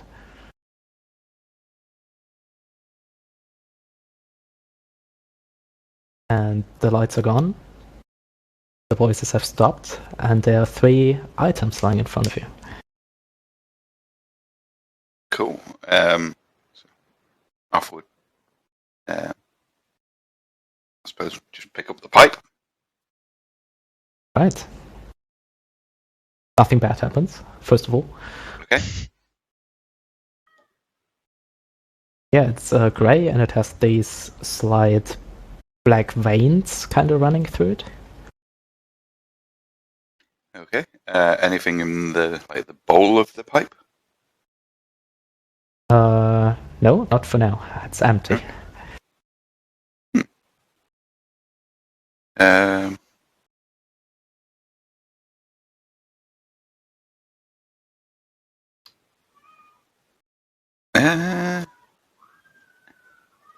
you'd use prestidigitation to just make sure it's nice and clean, and I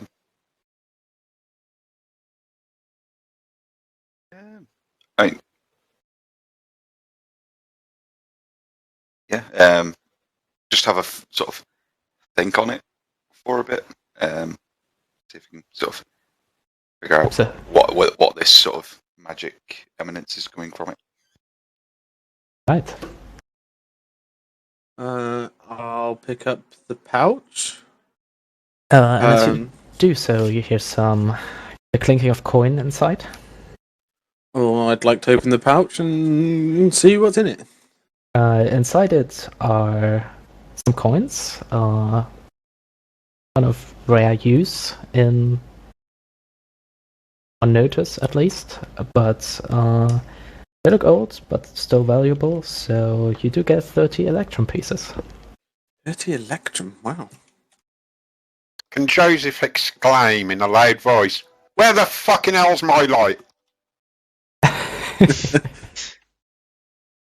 Rightfully so. No light appears, unfortunately. Just my luck. So, The Azmyn, only one who doesn't get anything. Yeah, so I'm going to examine the helmet, and so, I mean, I assume it's like shall we say, a medium-sized helmet, or would it be made for a larger, smaller person?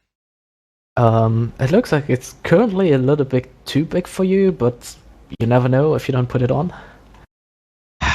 Well, I guess I'm putting the helmet on. Okay, as you put it on and give it a while, first it's too big and loose, and then after a while it seems to start fitting to your head really, really well, and it's nice and comfortable now. As for the others, looking at Azmyn, he has now this helmet on with 2 horns protruding from it, from the sides, and after a while, after he, has a good set on it, his eyes start to glow red. Nice. And a very menacing kind of red. Oh no. Oh, here we go. Azmyn, you don't feel any different. Like, the helmet's Nice. fitting snugly now, but you don't feel any difference. Just a nice helmet. No, I should have bought that pearl.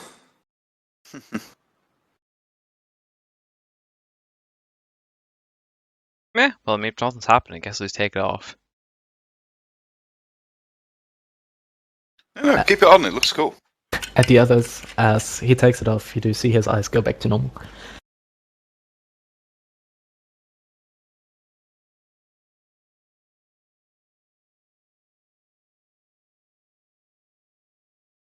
Also wandering around on the cliff looking for your rock. Azmyn, you did spot that apparently a bit further down the cliffside, like maybe 10 feet, there are 2 nests where the harpies apparently collected some stuff. You didn't have too close look yet, as you are focused on your rock, but there you definitely found the place where they nested.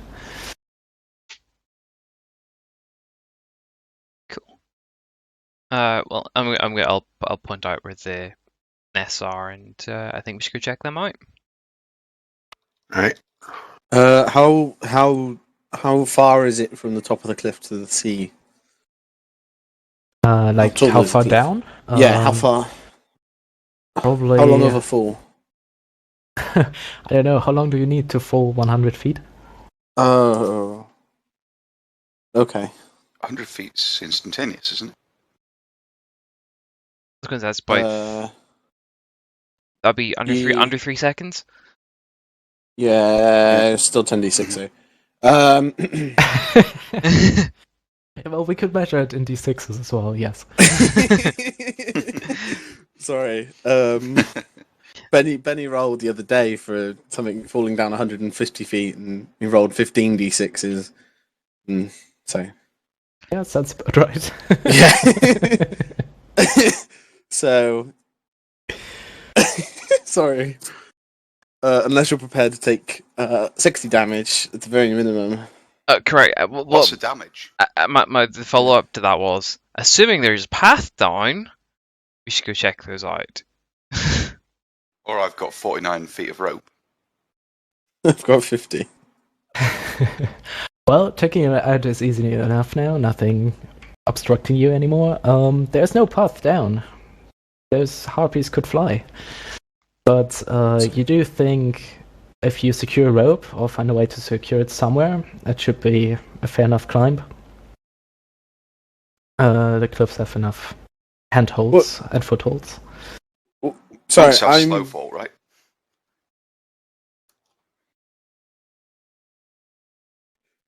sorry. Who does? Monks. Not at this level. They don't. Well, we don't know unless we try. They also don't have slowfall. They have an ability that lets them not take damage from a certain height. You never know. I'm going to circle back to this cairn for a second. Sorry. Was there a body in it, or is there anything written on the headstone or something? There's nothing written on the headstone. If you want to see whether there's a body, you maybe want to remove a few more stones. Yes. Okay. As you go about it, it seems like there there's no body inside. No. Nobody, no one. Nothing you can see. Huh. Okay. It depends. How long do you want to keep removing stones? Well, do I just are they just? Do I like remove them and there's like a cavity, or is it just like a pile of stones? It's unfortunately just a pile of stones. No, I'm not. I'm just going to stop after a reasonable amount of time. Okay, well, Oh. there's no body inside, you're very sure. Arthur watches him and just sort of gesticulates with the pipe. And says, you going to put all those back, or are we just dismantling graves now? No body in there. Why is it a grave? It's not a grave, so there's no body. We're just done doing someone's hard work. Fine then, give us a hand with it then. Not my mess. Walks off and just sort of, like, as if out of habit, just sort of tests the drawer on this pipe. Okay, as you do, it seems like you're inhaling smoke. Ah. He'd be surprised, have a look in the bowl, make sure there's nothing there, and he's just cleaned it, so yeah, try again. Okay, as you do, you now fill your lungs with it. What kind of creature would you be thinking about? Oh dear.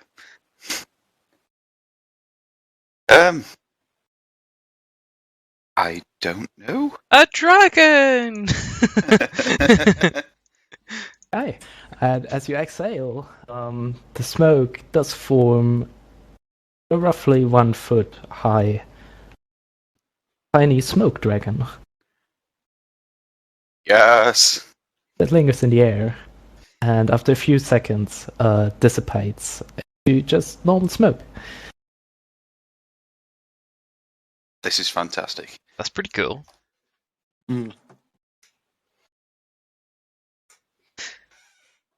Wait a second. I wasn't paranoid about these things. Can I take an electrum piece out of that pouch and Yes. and bite on it? You bite on it, and feels normal. Feels normal. Doesn't bite back at all. It doesn't bite back, as far as you can see. Not that one. Shut the fuck up. Not that one. Oh, fuck off.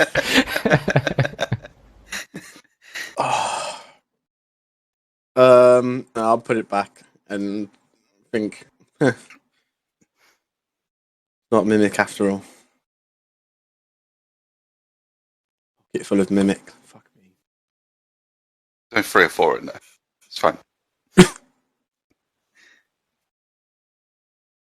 I see I've got like 32 next time I go to play. Like 32 electrum pieces.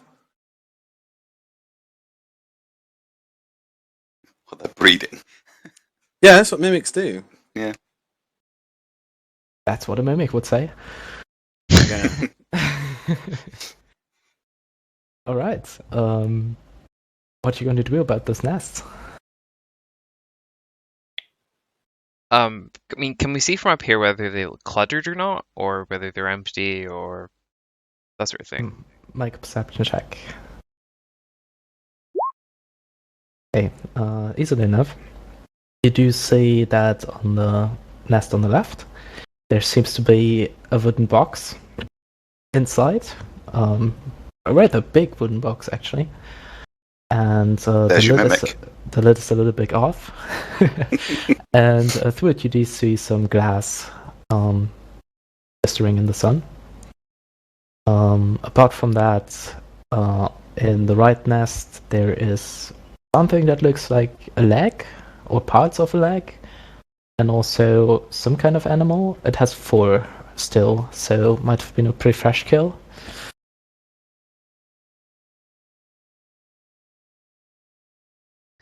Yeah, so better go look. Get the ropes out. Okay, you tied the rope. Seems secured enough.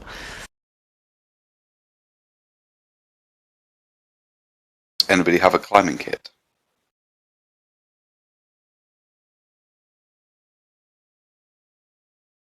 Nope. Yeah, just to make sure. I'm going to try climb down first. Right. Easily enough done. Lots of hands and footholds. You reach the one on the left? The one with the box, I think. Yes, the one with the box. Okay, you get down to the box. Seems like there's also lots of bones beneath the debris that makes up this nest. And they crunch a little as you jump down. You want to inspect the box? Yeah. What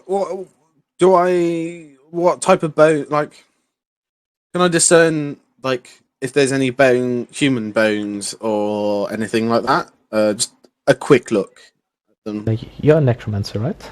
Yeah. Yeah. Lots of small animal bones, and then in between, that's definitely human bones. Definitely human bones. Okay. But the majority is still like small critters. Okay. I'd like to look at the box. Is it locked? No, the lid's actually a little bit open, cracked open. Standard cargo size box. And you open the lid, there seems to be lots of supplies to make potions inside. Lots of empty potion bottles, most of them still intact. They're between some straw so they don't break. Looking a little bit closer, there seems to be also some ingredients, packaged or pre-packaged, as well as one potion bottle that actually has some liquid inside. What color is the liquid in the potion bottle?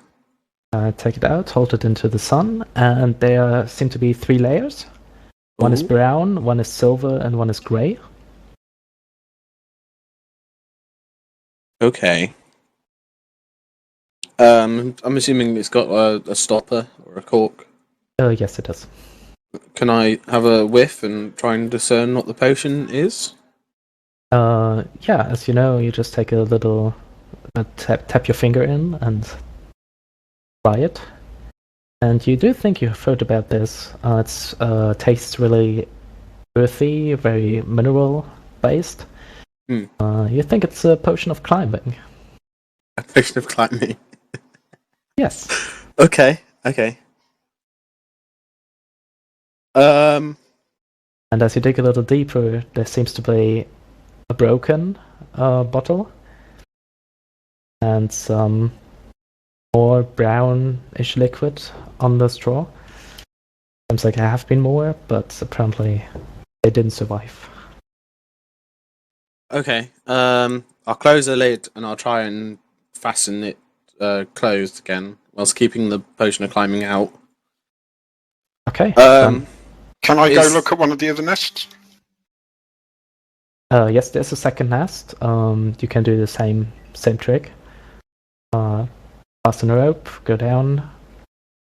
This one has a lot more still body parts that still have flesh on them. You want to take a closer look? Yeah. Give me See a if any perception. identifying marks. Perception or investigation check. Okay. Orryn, you were fastening the rope around the crate, or? Yeah, I will do. Done easily enough. Also, after that, can I see the human bones? Can I sort of count how many? I assume they're not all like complete. So if there's like a femur, if there's like 2 femurs or 3 femurs and things like that, to try and see how many dead people are here. Okay, roll medicine or intelligence, I guess. Intelligence is higher. Wow. Okay, you would guess that there's roughly maybe three human males and 1 human female. You think you could piece that together, given enough time? 3 males and 1 female. Joseph? Buddy. What you do find is still remains of a leg, also pretty much tanned by the sun. And there is a tattoo on this one, and it resembles an anchor. Okay. Pretty sailor-like, I would say. And also going a bit through the debris, you do find a small satchel, leather satchel. Okay. I'll open it. Okay, inside you do find another potion bottle. This one having a rather bright red liquid inside. Can I use my potion making talents to tell what it is? Yes. You also know that taking a small sip usually shows you what it is. And you do take a sip. You do regain 1 hit point. And you do think that this is a potion of greater healing you found. Okay. And inside the satchel is also a letter. It is addressed to a certain Bonnie. It does talk about the sea voyage the Endeavour had from Notus to Nova, and that they came across an island that they passed at night, and that had a lot of firefly-like lights on them, but they didn't check it out as they were in a hurry. And it is signed by the name of Helen Rust. Okay. Can I also do the same and try and figure out how many bodies are there? I have medical training. Yeah, medicine or intelligence. Okay. Look at the same thing, figuring, counting. I think you could piece together 5 humans or humanoid skeletons. Okay. 4 of them male, 1 female. Okay. I shall, after I've finished, I'll get back up carefully. Right, easily enough. And I'll relay what I've found to the party, including the what the letter said.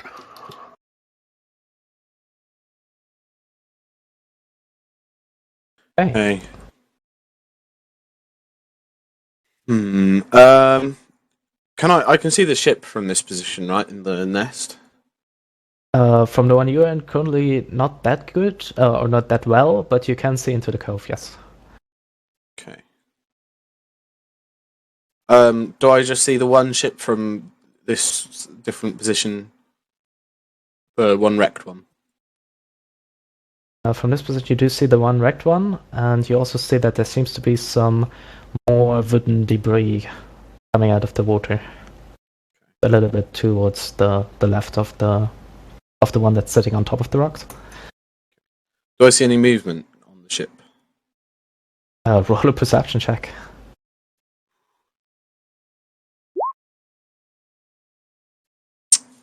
On top of the rock, there's no movement. In the water, it's really hard to see. Lots of reflections going on.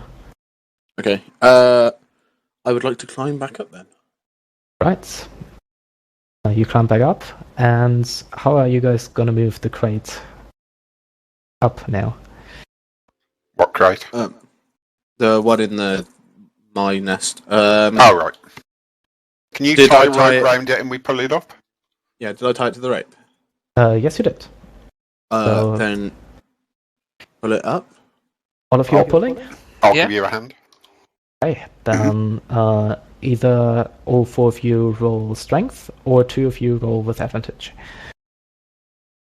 I will let someone roll with advantage because my Yep. strength is terrible. Go on then.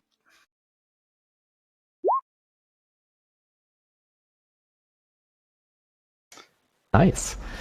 That's a save, by the way. Oh, shit, sorry. Ah, well, same story. We're gonna use the 18. Phil, are you Oh, you don't want me to roll it? are you strong? No. Why do you think I have such high charisma? I don't need to be strong. I also have all of the charisma. Who's what's your oh. strength scores? Like Phil, what's your strength score? -1. -1. Me with Yeah, advantage. you roll dodge.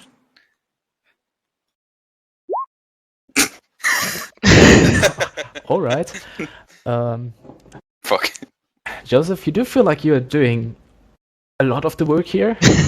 I mean, Arthur's trying, but you give a little bit slack on the rope, and he's just basically being dragged across the ground. So you try to pull again, and you basically on your own pull up the crate.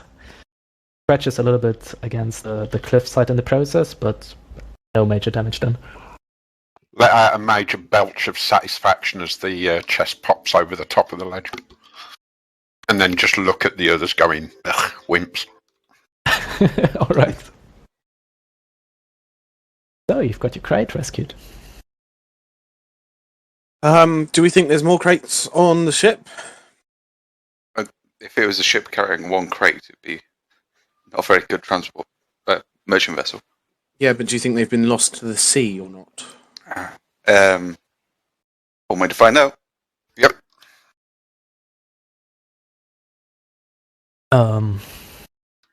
Can we... We do think they definitely carried more. As for how much there's still left, hard to say. How far down is it to the rocks? As you're standing on top of the cliff, 100 feet. If I use pitons along with the rope, hammering the pitons in, will I be able to get down safely? You would still need to climb, but you do think you could get down safely, yes. And it would take some time, obviously. Well, I can probably get down there, he'll say. Or we could, take the boat. Yeah, but we could lose the boat as well. It's rocks, remember. I mean, there's a path down to the boat. We could go reasonably close and swim the rest. Or does the boat have smaller boats? I don't think it has.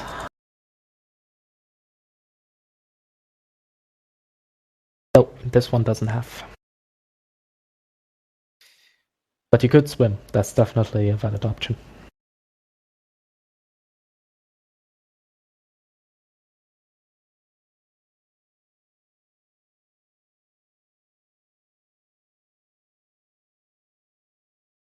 We could always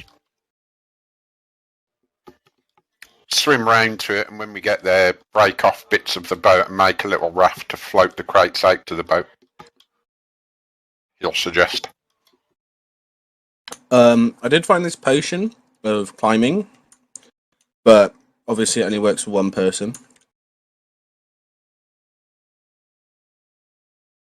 I mean, we have a lot of rope. Could that not? I mean, if one person's climbing, would that not mean we could, I don't know, like step out in stages and have that, the person with the potion go first and set the rope, basically?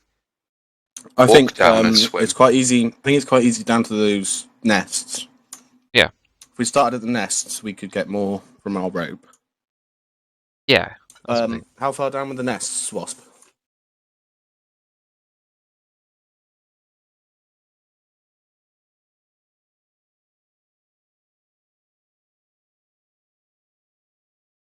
Okay, so you want to the climbing approach? Alpha is going to go out of his way and be like, for the record, I'm not comfortable with this. What, don't you like some height? I just don't like to, climb off of perfectly solid ground when, there's a path down to a boat. Actually, it's not a bad idea.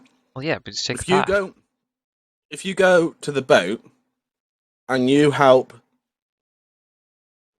Robin, Yeah. you help Robin Yes. with the traversal of the rocks. He could probably get up to the ship. If we then go down to the ships and have a look through them for the cargo. But then you've also got to get this crate from here back down. Yeah, well, he can carry it down. Well, me and Arthur could take the crib back down the ship and help navigate, and you two can, check the boat first place.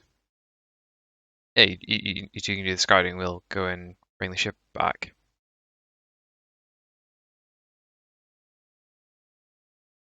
Yeah, Yeah, sure. Joseph is happy to climb. He's got his pittance, and he also has a hammer, funnily enough. And rope. I will drink the potion. Right, drinking the potion. I think I've showed you this before, but just for reference again. You gain climbing speed equal to your walking speed for the duration of an hour, and you do have advantages on strength checks to climb. And Drink it. And look how well advantage on strength checks can go. Yeah, especially when you only have 8 strength. Yeah. Okay, so Azmyn and Arthur, you do take back the crate to the ship? Yep. Between the two of you, it's easily enough carryable. As you return, you do see Robin still at the ballista. Waiting, looking, turning a little bit from time to time, switching from watching the land side to the seaside.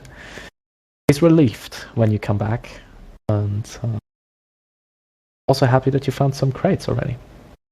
You inform him about your plan? Yep. So we need.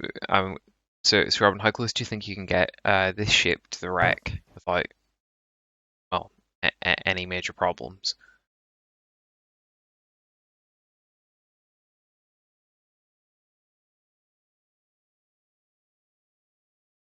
Sorry, any major? Problems. Yeah, you could get in, especially if both of you take some oars to make sure the ship's not scraping into rocks too much. Oh yeah, that works. Just getting out would mostly require strength to push the ship backwards again, since the current is slightly pressing into these rocks. Yeah. So he really thinks getting in is not a problem. Getting out will be the tricky part. Okay. Well, I mean, there's going to be 4 of us to get us back out again, so I think that's reasonable enough. Okay. You do start taking the boat around and make your way around the cliff sides. Joseph and Orryn, I would like you to both roll 2 strength checks and 2 dexterity saves. Okay, I'm going to be. Can I just say I'm going to be using the pitons I've got out my bag along with the rope. Yes. And for Orryn, so- you do have advantage on your strength. So sorry. How many strength? How many dex? 2 strength and 2 dex saves.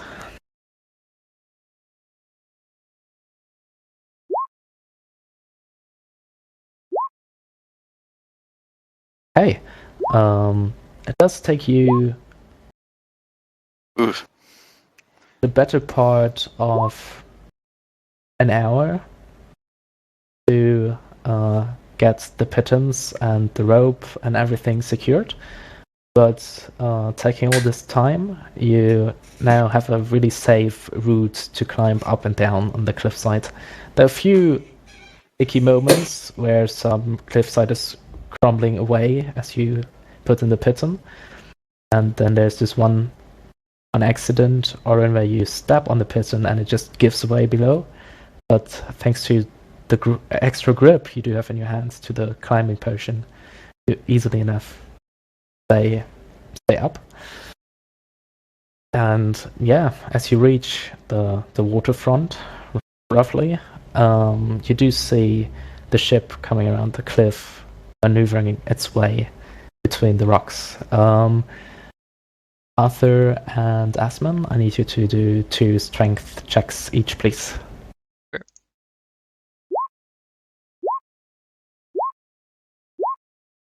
Ooh.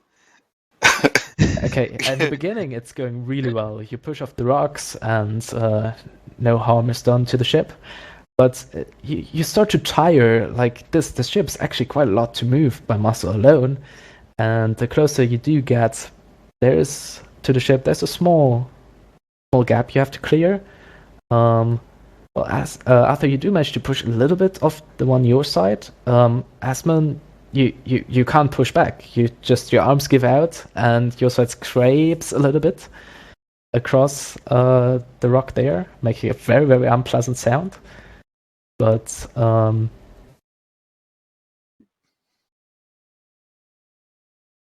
vital has been scraped. And you also currently perched upon. You cut out a little bit, sorry. Approaches the shipwreck on top of the rocks, and you do, Arthur and Azmyn, you do see the climbing trail Orryn and Joseph have made on the cliffside. Sweet.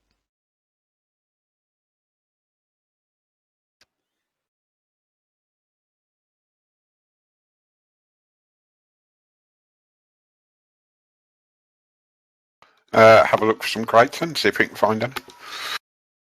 All right. Do you want to swim towards the ship? Won't be far, maybe 20 feet. Yeah. Okay. As you ease off from the cliffside into the water, which is at the moment really, really calm and relatively clear, quite a good bit down. You swim closer to the rock where half the ship is perched on. After a little bit of climbing, you do see that there is a crate and a smaller chest still stuck in between the ship's hull and the rocks beneath. Otherwise, lots of wood, lots of debris. These huge ships have been solidly wrecked by the rocks they were thrown upon. Okay, I'll try and pull them clear so we can get them onto our ship. Okay, roll a strength check, please. They're a little bit stuck. A strength check, but I guess that's also. Oh, sorry. What is the? Where do I rock? Let me get this. Where it says strength on the left, you have like strength dex where your main thing is. If you see strength, it goes red.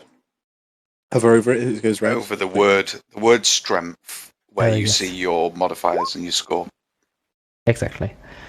Okay, it takes you a while it's not easy keeping your balance on the slippery rocks as you pull, but you do manage to get the crate free, at least. Okay. And then I'll try and get the chest free. Okay, another strength check, please.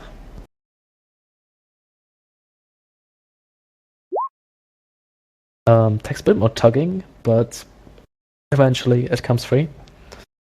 And I'll wave Orryn over. She'll go over.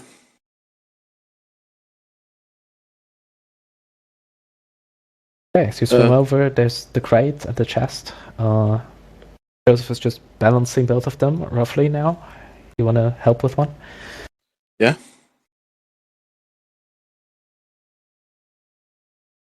Right, and between the two of you, you manage to get them over towards the ship that the other two so nicely managed to maneuver into this reef area.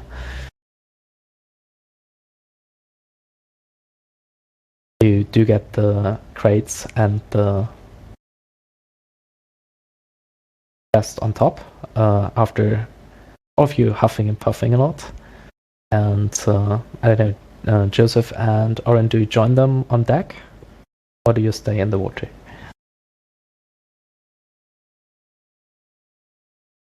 So that's 2 more crates, right? That's 1 crate and 1 chest. You didn't check what's inside yet. Let's catch our breath on deck. We'll have to jump back in for the rest. Okay, then you do open the gate, the crate, and this one is soaking wet inside. Seems like some water has got into it. Inside again are lots of prepackaged potion ingredients, you guess, or maybe spell components. And what's distinctive for this one is a small wooden keg side, and it has as a marking the head of a golden dragon. A keg. A keg, yeah. Oh fuck! Here we go. Minute he sees the keg, he's like a bullet shot from a rifle. What's a rifle? Well, the equivalent. Crossbow. There we go. He's like a bolt fired from a crossbow. Okay. And he's going to inspect it using his herbalism and his knowledge of beer, which isn't a skill but must be vast. Okay. I don't know. Roll a history check with advantage, I guess.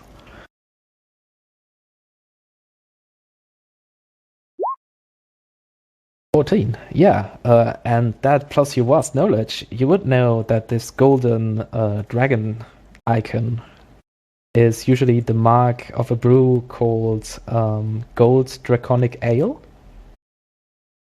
And those Draconic Ales, you would know that they come in a great variety of colors of dragons.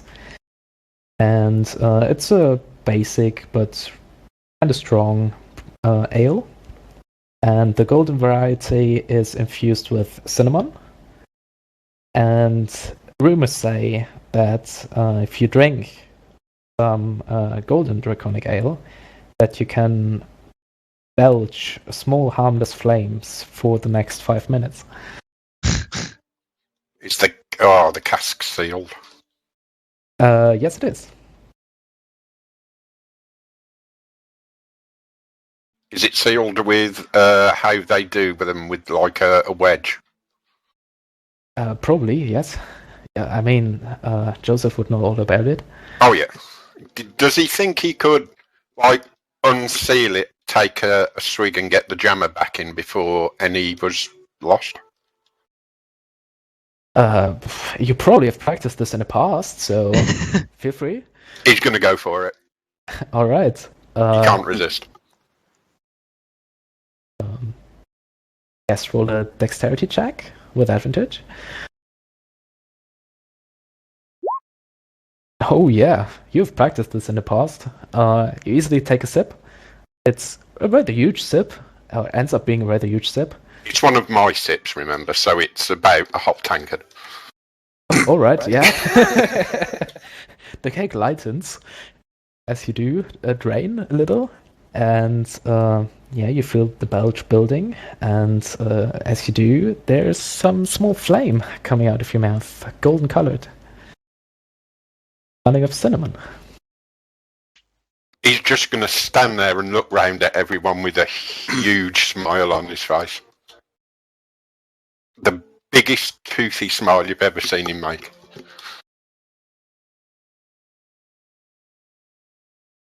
Arthur's going to take a drag of the pipe and let go, and there'll be a fish with flames coming out of its mouth in the smoke.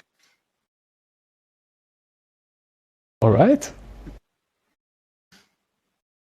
I would like to open the chest.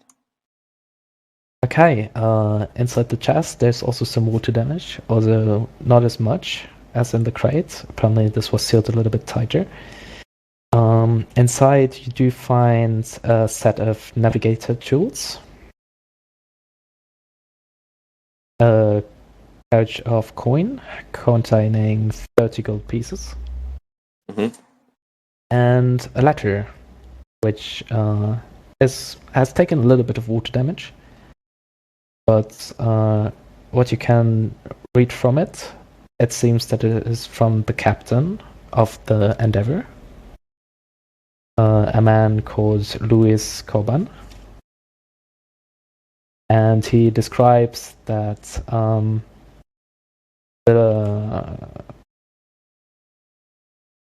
where is it? Yeah, that it's from him to the Western Islands Trade Company, and that the travel so far has been rather smooth. There seems to be a storm brewing, and if the folk of Sanctuary could get the lighthouse up and working, it would make the trip a whole lot easier than it is right now.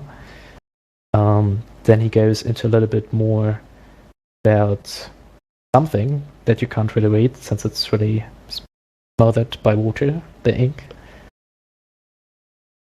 But that's what you take from it. Okay.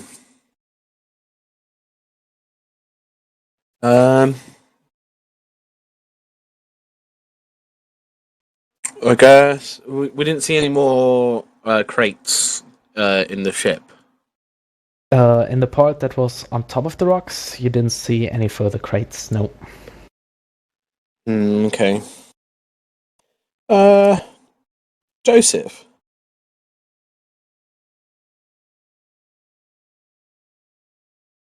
Do you know how to make what is it now? Potions of water breathing, I think. I've never had to, but I'm sure I could give it a damn good go if you got some herbs. Well, I mean, we've got 2 crates full. I dare say I could brew something up. But That's a good idea. actually, out of character, I have no clue whether I can. Or whether I can attempt to. I think we might need to do a bit of diving, and I don't think that the church would mind us using some of the herbs in these crates to get more crates. Am I at an agreement? Oh, absolutely. I think if we're able to get more back, they could take a small loss of, what would be a few gold worth of. Yeah. Cool. If you could, 4 potions of water breathing, if you could brew them up. Wait a second, you definitely have, you're pretty certain there are more than enough supplies to make potions of water breathing. You just think it would take a lot more time to actually craft them and brew them, since you do know that a healing potion, for example, takes you 1 day to brew. Yeah. And in comparison, this would probably be more like potion of greater healing, which you haven't attempted yet, but you would think that would take you about a week. Okay. So you could brew potions of water breathing from those, although it would take you a week to complete the process. As being as I've never done it before, it take about a week to brew a water breathing one. Oh, blast. I've just got to go AFK 5 minutes. My mum wants something. I'll only be 5 minutes. Alright, take your time. How deep is the water here? Looking down, pretty clear water, so you do see nearly till the bottom, maybe 50 feet. Or Maybe 60. Hard to guess. Hmm.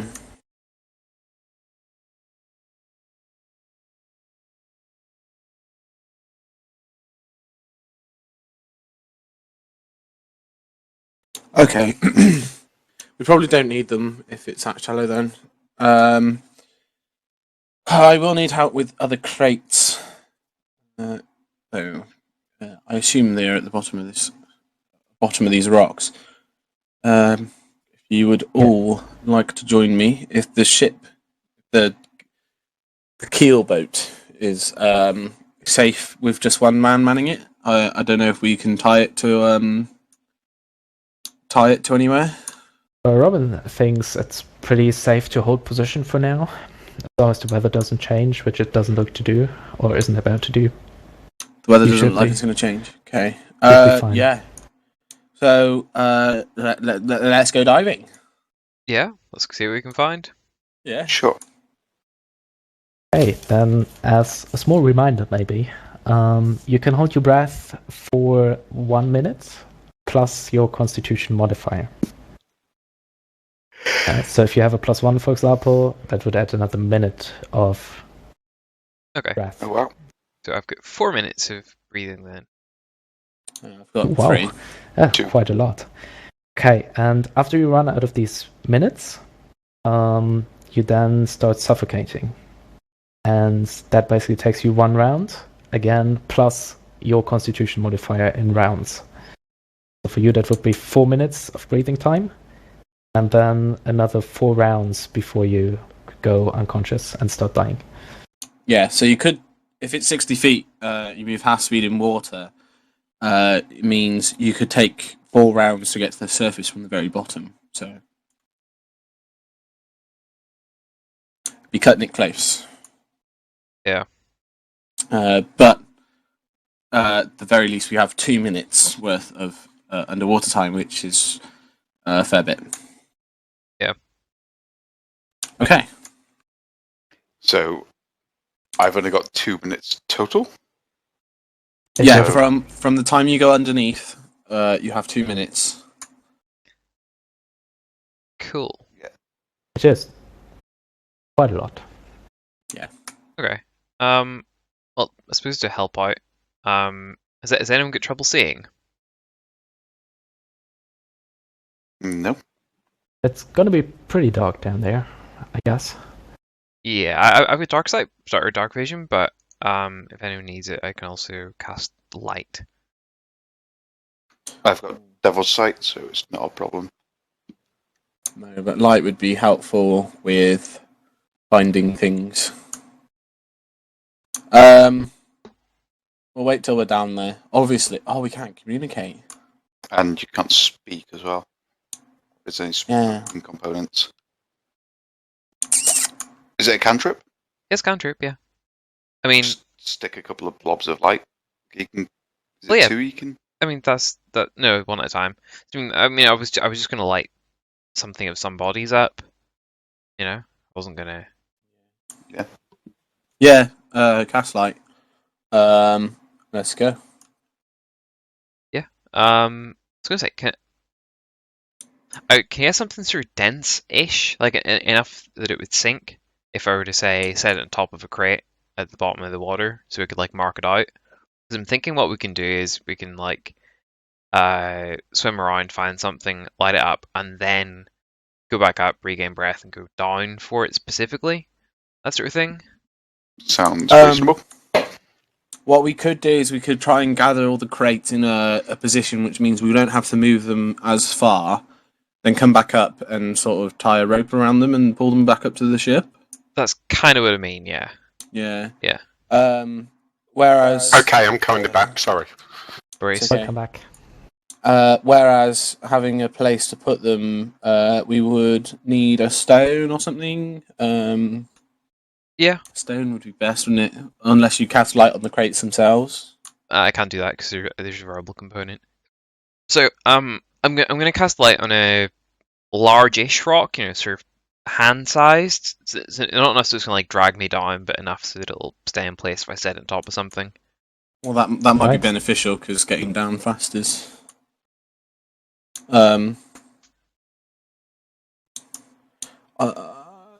I will take a rock as well, a fairly heavy rock, and just jump in with the rock.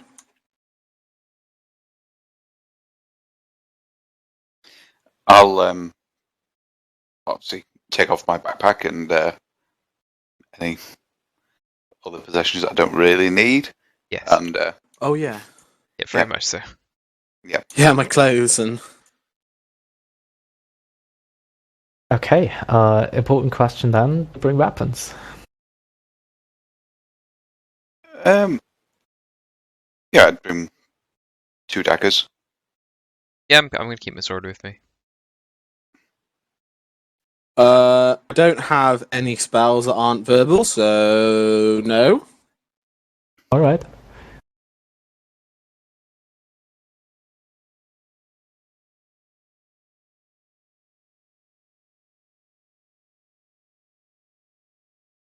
In that case, let me move you real quick.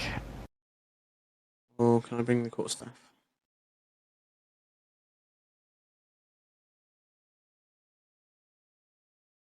Actually, I'd bring my quarterstaff, I think. Right. The wooden one. Yes, the wooden quarterstaff.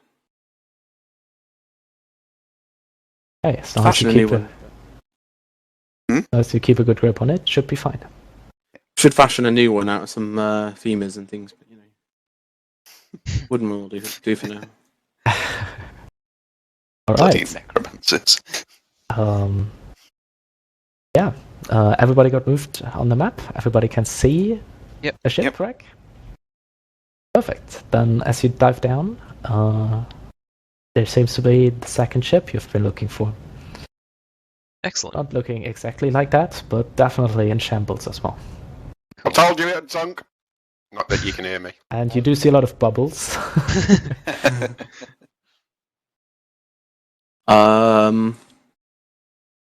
on, am I down here with them or am I on the beach because I was AFK? You're down here with us. Do you see the ship, Greg?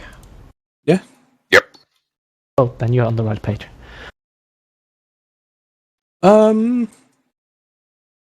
Okay. I will swim into the ship and see if there's anything in there. All right, let's make an investigation check. And as you brought, did you bring light already? I believe we did. I was gonna say if Orryn doesn't have any light source, I'm assuming he doesn't have dark vision. I'll give him. I do. Oh, you do? Right. Well. Yeah. Oh, I do, but light would also help. It's underwater. Fair enough. Well, if you're going first, I'll give you the light rock. The light rock. Okay. Okay, in that case, roll investigation with Evan. No disadvantage, so basically normal. Oh, yeah, you swim down, duck below a few remains, and you basically, in front of you, directly, spot another crate. It's weighted down by a net at the moment. But you think you could untangle it? Okay. In the ship, is there any air pockets?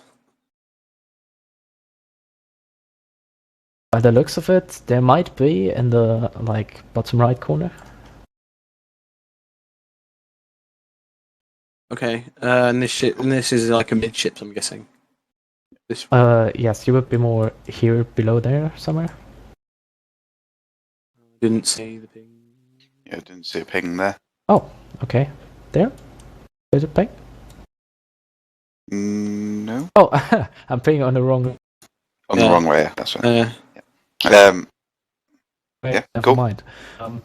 There? There you are currently? Okay. Yeah. Okay. And there would be... Not sure, but it looks a little bit different over there. Okay. I would go and see if I find an air pocket. Arthur would enough, be... Sorry, go on. No, you first. I would start trying to cut at the net with his dagger. Okay.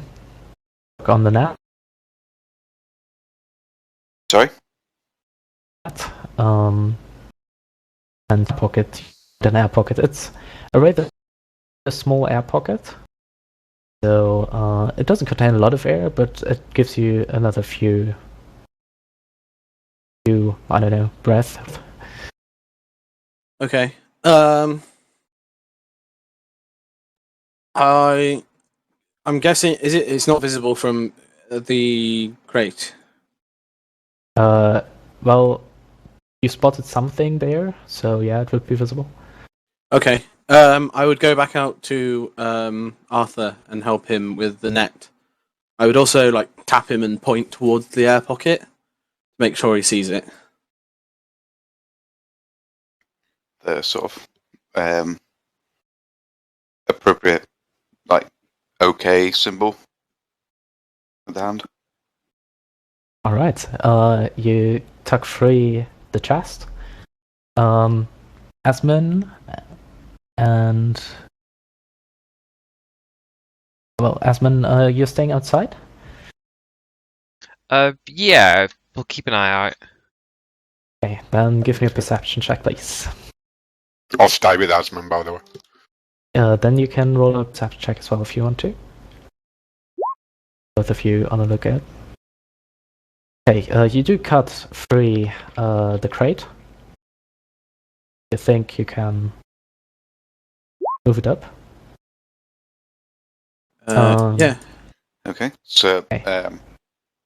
Arthur would sort of point up towards the surface, the handle, and see if he can take it on his own, or if it's going to require two of us. You mean, or if you need to yell a dwarf? I would just I would tap him and just shake my head at him and sort of point towards where the others are sort of standing. Sort of gesture to just put it there. Okay. Because we can always.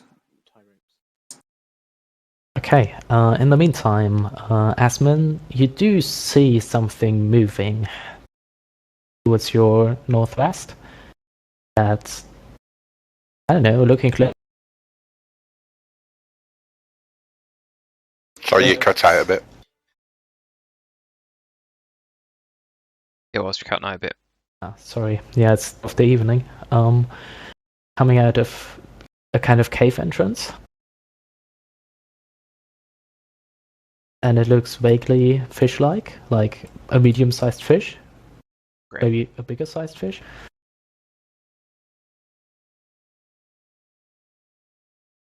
I'm gonna wave at Joseph and point towards them. As they come out with the crate, but letting up with that one. Yeah, everybody of you now pointed out. You see some small, or maybe a little bit bigger, 6 foot maybe, long fishes circling in the water. They're not coming fast. They're just Cool. circling for now. Just gonna play this one defensively, I think. Let's not make any Yeah. rash movements. I'm going to act in a defensive manner. I'm gonna try and swim back into the ship and look for some more crates. Okay. Another investigation check, please. Yay. Okay, looking around, rocks, debris, that part of the sail maybe. No more crates you can see for now. Alpha would also be going to have a look. Also, what sort of, how long have we been under? Good. You think you've done about a good minute by now. Okay. Probably start thinking about going either to the surface or to the air pocket at this point. Halfway through my. Yeah, if you want to go for another investigation check, another investigation roll, please. Yeah, Azmyn, you keep an eye on the. Yeah, very much so. Same. Yeah, both of you keep an eye on the moving fish, and the more you look, the more sure you become that they do have fins. They do look like sharks to you. Small ones, but sharks nevertheless. 15. Well, looking around, you're pretty certain there's nothing else worth rescuing from this wreck. Can I not go inside towards like the captain's quarters or anything like that? Or you do think that was the chest you found? That was from that place? oh right, okay. Okay. We'll come out. Back to the rest. I shall take hold of the chest in one hand, point at the fishes and point at the sharks and point up. Yeah, I guess an okay motion from Arthur, and he'll grab the other side of the chest and give you help to the surface. Yep. Yeah, Orryn will drop the glowing rock and tap Azmyn, like. But Joseph is going to try and use as less movement as possible, if that makes sense. Okay, trying not to agitate the sharks. You slowly make your way up to the surface. So far, they seem to keep their distance. The circles are getting a bit bigger, but they don't seem aggressive yet. You do break the surface, some of you with lots of breathing time left, and some of you getting close to running out, gulping down air a lot. And I'm going to, with obviously Arthur, make my way to the shore again, using as less movement as possible. Alright, you reach the ship, the keelboat, without accident.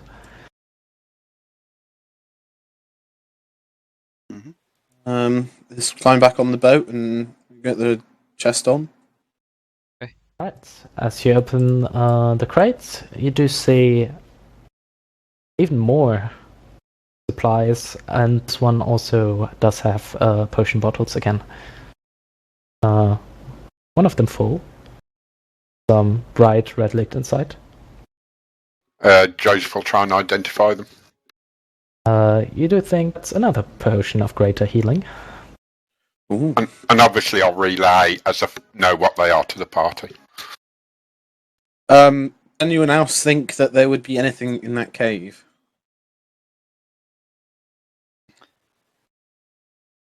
More sharks? I mean, a crate could have gotten in there. Could have.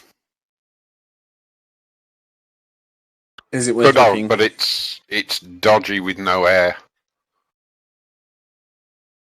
Only having limited time. If we get stuck down there, There is an air pocket in the ship, but that's a ways off from the cave.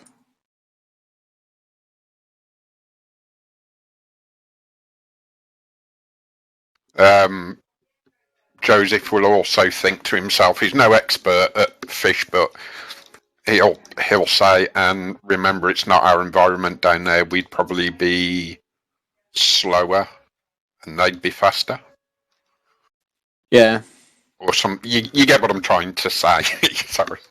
Yeah.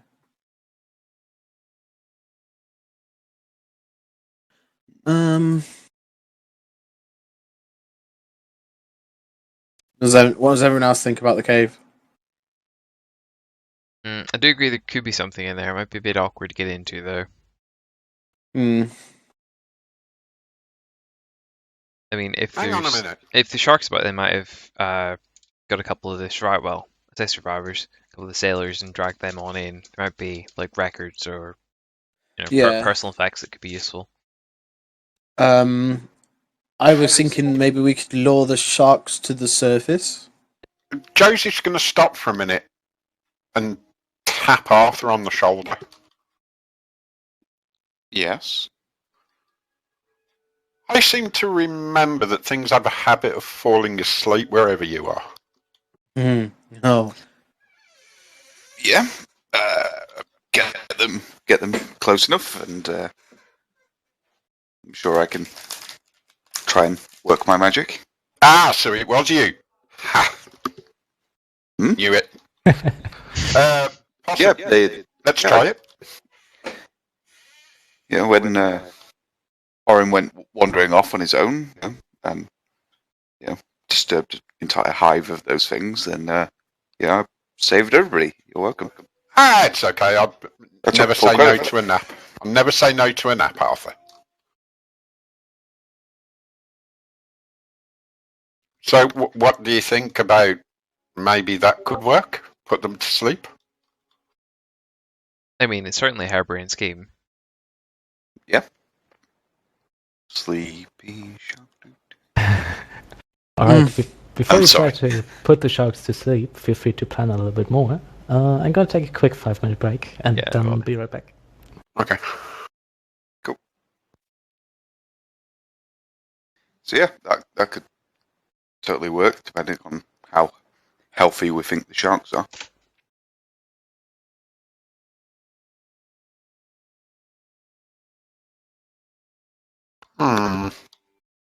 Otherwise, we could just bring them back up to the ship.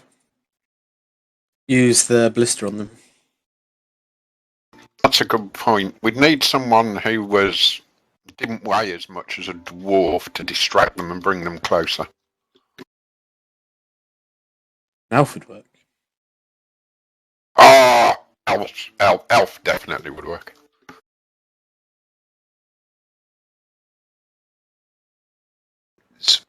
I've heard sharks love elves. If there's any seabirds flying around, we could snag one out of the air and use it as bait. We've got plenty of harpy carcasses. Yeah, but they're up on the cliff. Yeah, and we've got a secure way back up. Sure, you just go swim on over there and... Yeah, I think we're away from the rocks that the other ship was on, so we'd have to swim. But yeah, I definitely think try and lure them to the surface.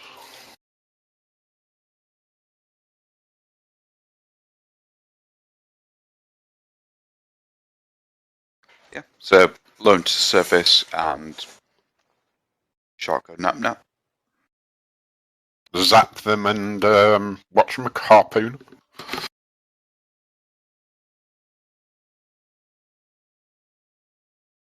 Hey, back again. So, what's your plan? Try and get them to the surface somehow and zap them with magic and shoot them with the harpoon. Oh, the blister. The blister. That could work. Also, getting up the cliff to look to the harpy carcasses, I'm guessing includes swimming. If you want to climb the path you've made, yes. Okay.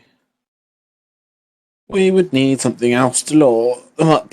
Someone to jump in, I guess.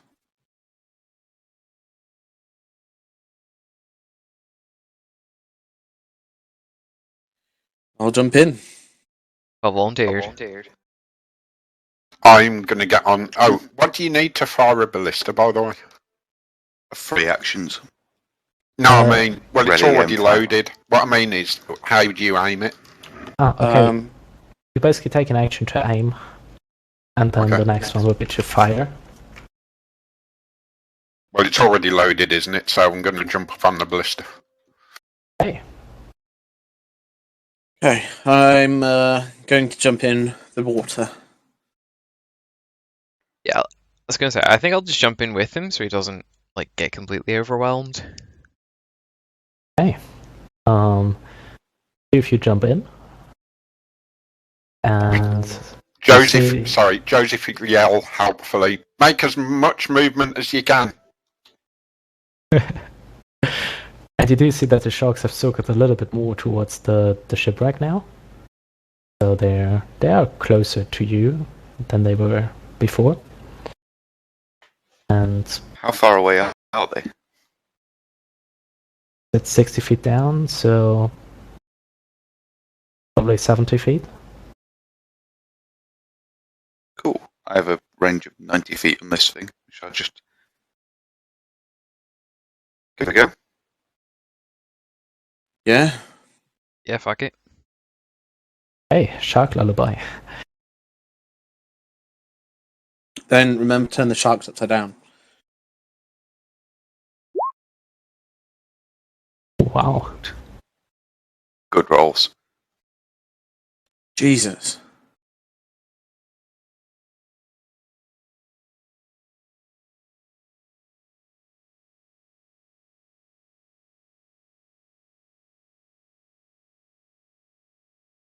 Hey, then you do see one of the sharks.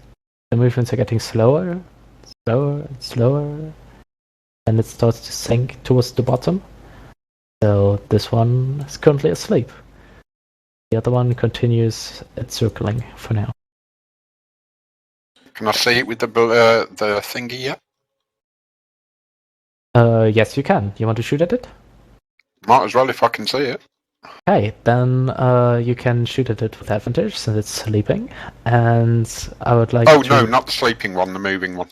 The moving one as well. Then not with advantage. It's 1d20 plus 6 to hit.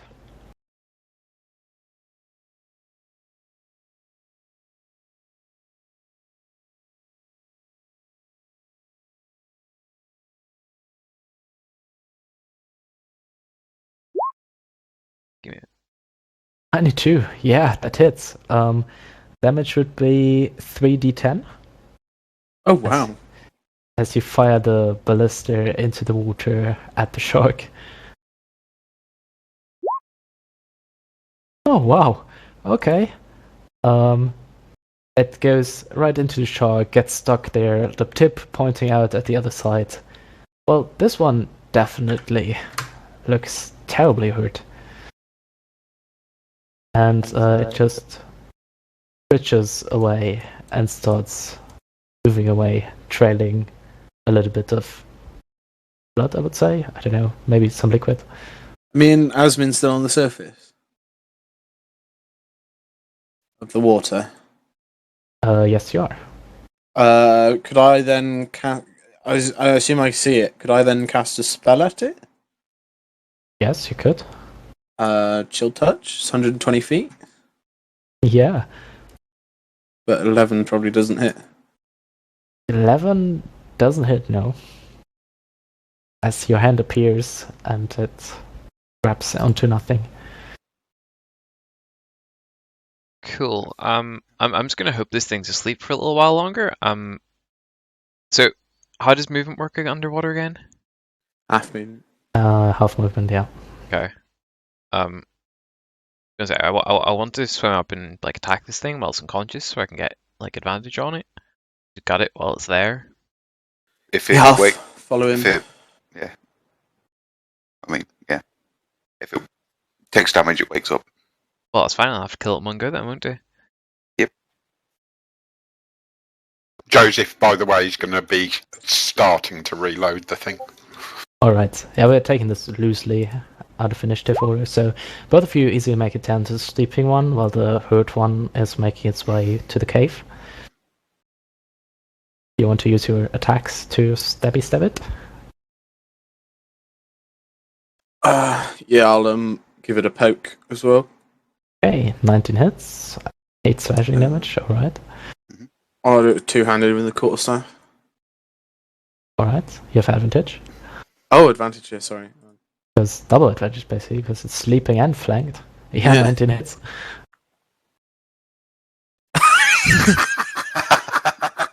Well, okay. Incredible. That's two-handed. Well, the Yeah. short sword hit, that's for sure. Also did a good amount of slashing damage. And opening up a huge gash inside of the shark skin. Orryn, you swing, and then the water resistance is kind of slowing it, and then you boop it on the snout. Boop. Could I attempt to turn the shark over onto its so its fins facing downwards? On your next turn, you definitely can. But now the shark is trying to bite you in return. It's awake again. Oh, does a 7 hit you? 7? Yeah. No. What I thought. So still a little bit drowsy. It tries to snap at you, but instead bites into the quarterstaff. Cool. Well, I guess So- that's another go for me. Yeah, it's your turns again. I was going to say, is the other shark still in? Like, how far away is that one? Would be just about in range, probably. 120 feet. Yeah. Yeah, you're not sure, but would be a tricky shot. But I think you can try again. It's loaded by now. Mhm. Okay. Yeah, 9 does hit. Oh yeah, I should have rolled with advantage again. Yes, please. 18 hits. Amazing. No. Oh, I love it. As the longsword opens another gash, you boop it on the snout just again. Like, I'm assuming he's just distracting it so I can get clean hits. That's what I'm thinking right now. Just poking the quarterstaff in its face. He's like fending it off, yeah. Trying to poke it in the eye with the quarterstaff. Okay. You're at the back end, though. Joseph, if you want, you can have your shot now, before the shark vanishes into the cave. Yep.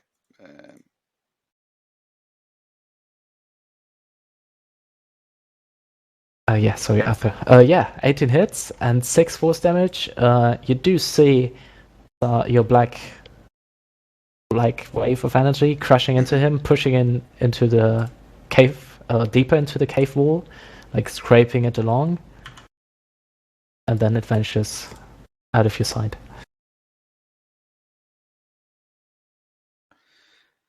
So, Wow. Orryn, does a natural 20 hit you? Oh fuck! Yeah, So- it does. As the shark is tired of getting booped into the snout, it pushes your quarterstaff out of the way and takes a good bite into your shoulder, dealing 14 piercing damage. Fuck. Yikes. And it's currently not letting go of you. It's both of your turns again. 18 hits. Hello, No, crit. it's Hello, a natural crit. 20. Yeah, it's a crit in return. Crit for a crit. Or crit. So you easily slice open the shark from basically head to fin. 2 It's seconds. currently bitten itself really well in Orryn's shoulder, so can't defend itself. Easy kill. As the shark falls dead. I was gonna say, as soon as it does that, I'll just pry the jaws open and sort of push it, try and like kind of push it back up to the surface, I guess. Oh, it's gonna sink, isn't it? Yeah. Whatever, I want a trophy. Alright, take the shark. Yeah. Okay, Orryn, you're bleeding very, very heavily. Can I drink my healing potion? Actually, I was gonna say, I'll sort of like just smell to him and use this because I don't get to use this very often. Fair enough. Just touch his shoulder, and I'll get 2 hit points back and should get the worst away. Okay, so it's gonna be 2 hit points? Yep. 3 hit points? 2 hit points. Okay, 2 hit points back to Orryn. It seems like the bleeding stops a little, but it's still a pretty heavy wound. Okay. Maybe A we lot could of blood pull- in the water, I'm guessing. There's lots of blood in the water, yeah. I was gonna say, what I think we should be doing is sort of resurfacing, getting air, swimming like on the surface, to like basically above the cave, and then diving down into it, sort of thing. Yeah, sure. Question: can I see the cave entrance from the ballista point? Yes, it will still be a pretty tricky shot, and it's pretty dark there, but you think the general direction you got pretty much. Okay. Joseph is going to ask whether they want him to cover the entrance on the ballista. Sure. Yeah. Okay. Joseph once- will carry on. Rich, sorry, I'll just reload it then and cover it. Sorry, once I get to the surface, I'm going to drink my healing potion. Which is 1d4 plus 4. Am I right? Healing potion is 1d4 plus 4, yes, normal one.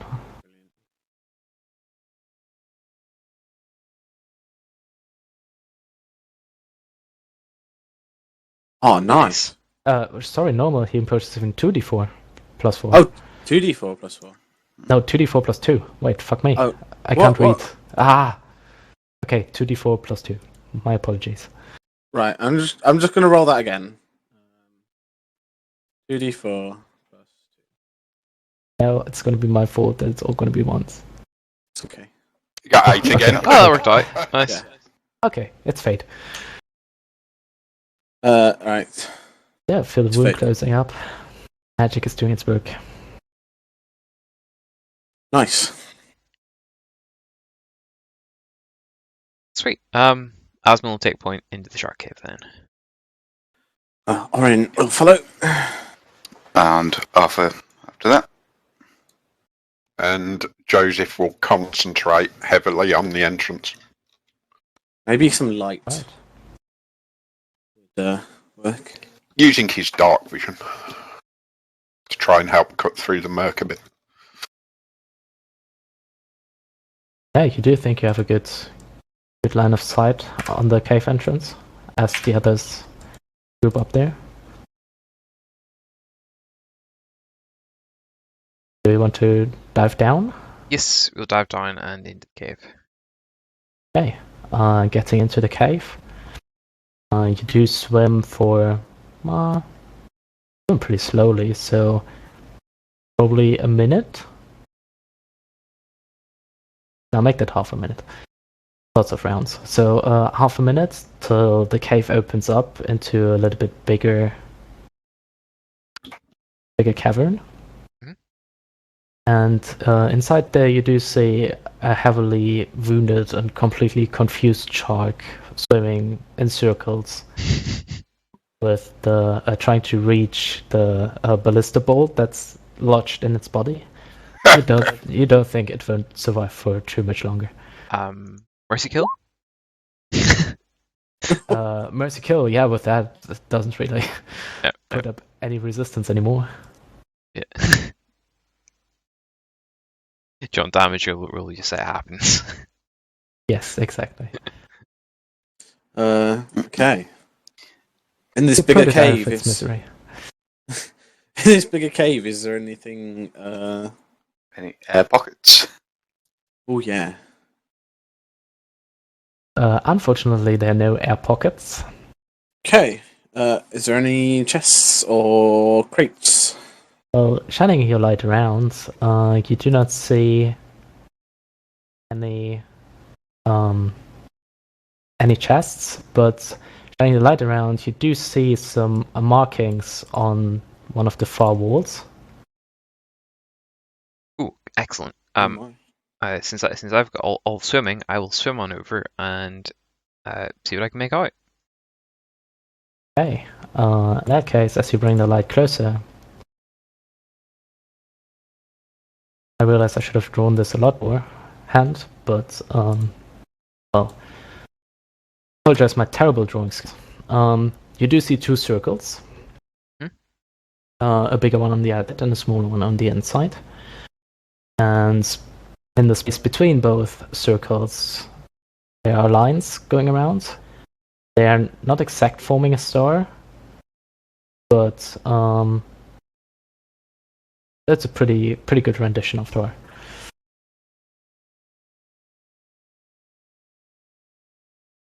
Boink.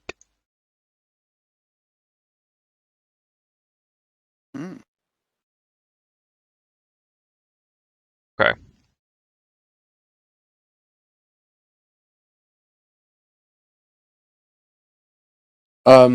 Is this on the wall of the cave? Yes. This would be like when you come in from this tunnel that leads towards it, right straight in your face, basically. Can I check it for any hidden doors? Anything arcane? Traps? Well, everything. Okay, then roll everything. No. If you want to look at the arcane matters, then Arcana, obviously. If you want to check for hidden doors, it would be more Investigation. Can I roll both? Okay. I can roll one, whichever. I mean, I've got the treasure hunter favor thing. Yeah, that would it's only probably for traps. Eh? But yeah, traps and secret doors. Yeah. So Great. that's advantage on perception. Yes, perception if you're looking, and investigation if you're touching. Okay. Oh, So yeah, Hey. that's advantage. Thankfully. with your Arcana roll, you do think this is a magical thing. Probably a door or a portal. Okay. You're not entirely sure, but you do think you need something to activate and or open it. And with that perception, you do see that the star itself is engraved a little bit deeper into the rock, while the circles do seem just like drawn by themselves. So maybe you need to put something in, or you don't know. But it's definitely deeper engraved than the rings. Okay. Nice. Is there any writing? Or is it just like shapes? There is no writing as far as you can see. Fair enough. Back in 1 second, if it's here. Can I take a look around the cave floor to see if there's anything Yes, you can. that would possibly look like it would fit the door? Alright, if you're looking perception, if you're trying to sift through the debris on the bottom, investigation. Let's do investigation. Also, all of you have been spending quite a lot of time down here already. Yeah. So Arthur would probably be wanting to head back out at this point. Right, anybody following him? How long have we been down? Better part of 1.5 minutes? Yeah. I'm gonna stay for a little bit longer. Okay. Sifting through, you do find an old and rusty trident buried in the mud. Okay.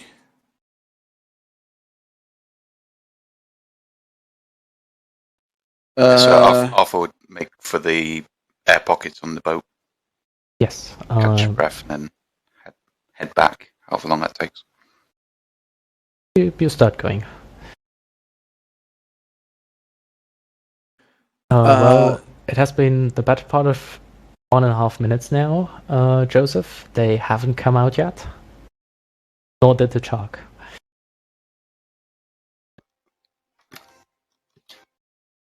So yeah, the Okay. others continue. The trident. I shall pick it up. Right.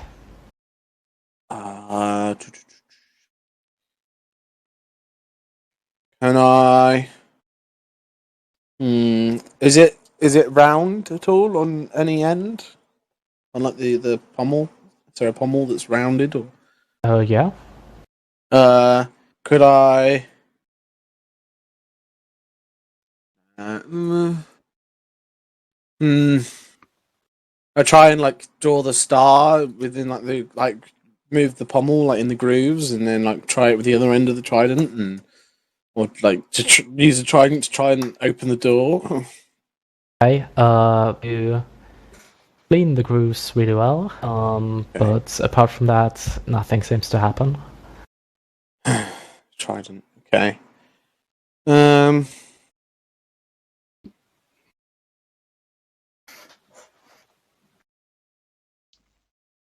was gonna say I'll stay down with Orryn so I can like breathe longer than all of them. So Yeah, as you look at it, it does seem that the star is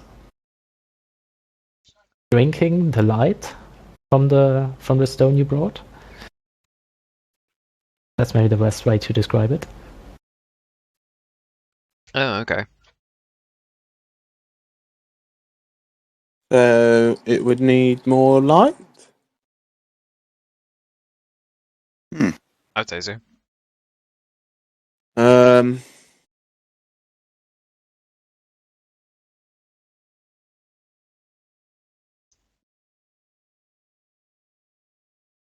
More powerful light. Presumably,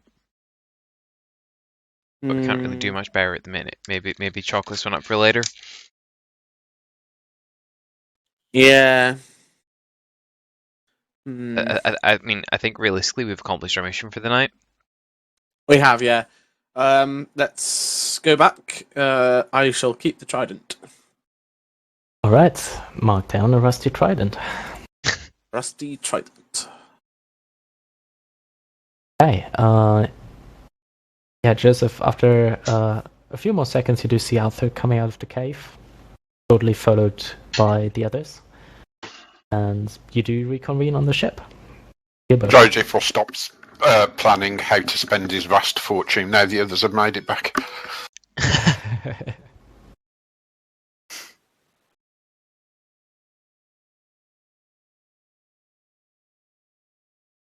Right, then back to Sanctuary, I guess. in that case, I need all of you to make a strength check to see how well you can maneuver the boat out of the rocky place you maneuvered yourself into. Okay, well, stuck between a rock and a hard place, you easily enough push the ship out. You do think Robin saves you every once in a while, somehow predicting how the waves do come in. But you do manage to maneuver it out. And the way back, it's getting really late, towards the evening already. And it takes you another 6 hours back, roughly. Let me see.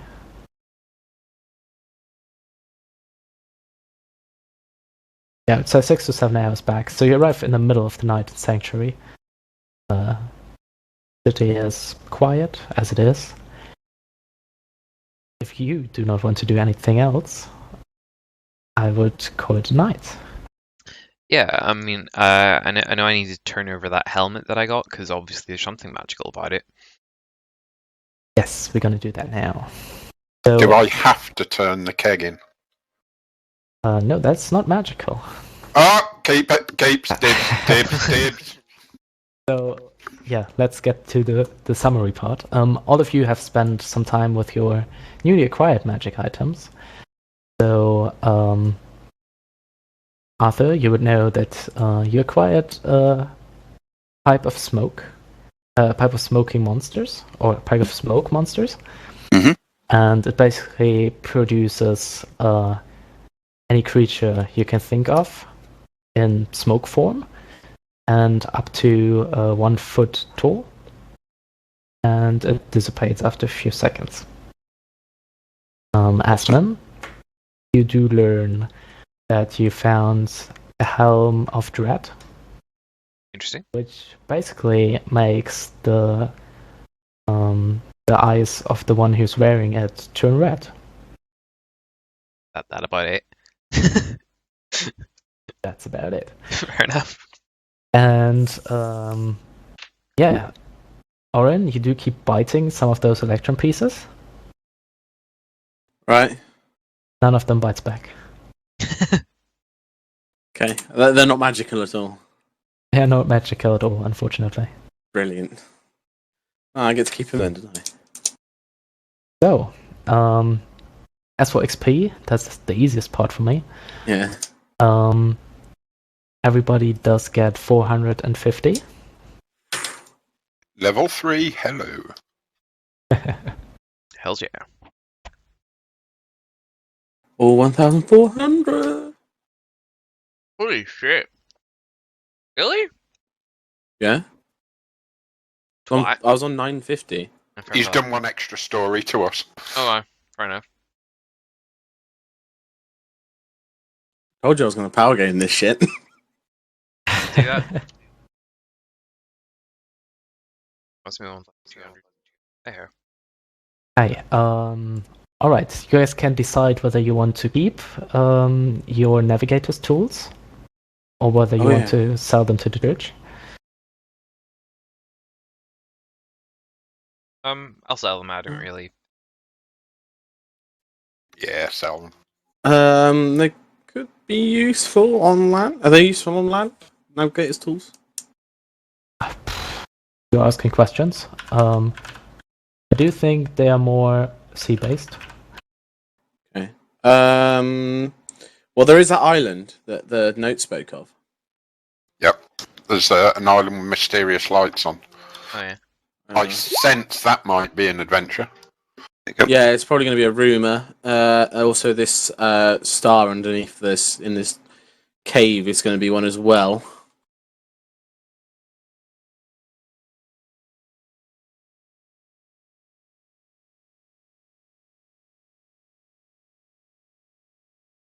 Okay, so you do sell those. Then you found 2 potions of greater healing. Yeah. Which basically going to sell to the church for 75 gold pieces each. The potion of climbing you consumed. Exactly. Then you found the keg of draconic ale. I think that's taken. Yes. That mysteriously vanishes. Alright, then we have a rusty trident. I was going to keep that for Purposes, yes. purposes. Yes. Okay. Purposes. Hey, in that case,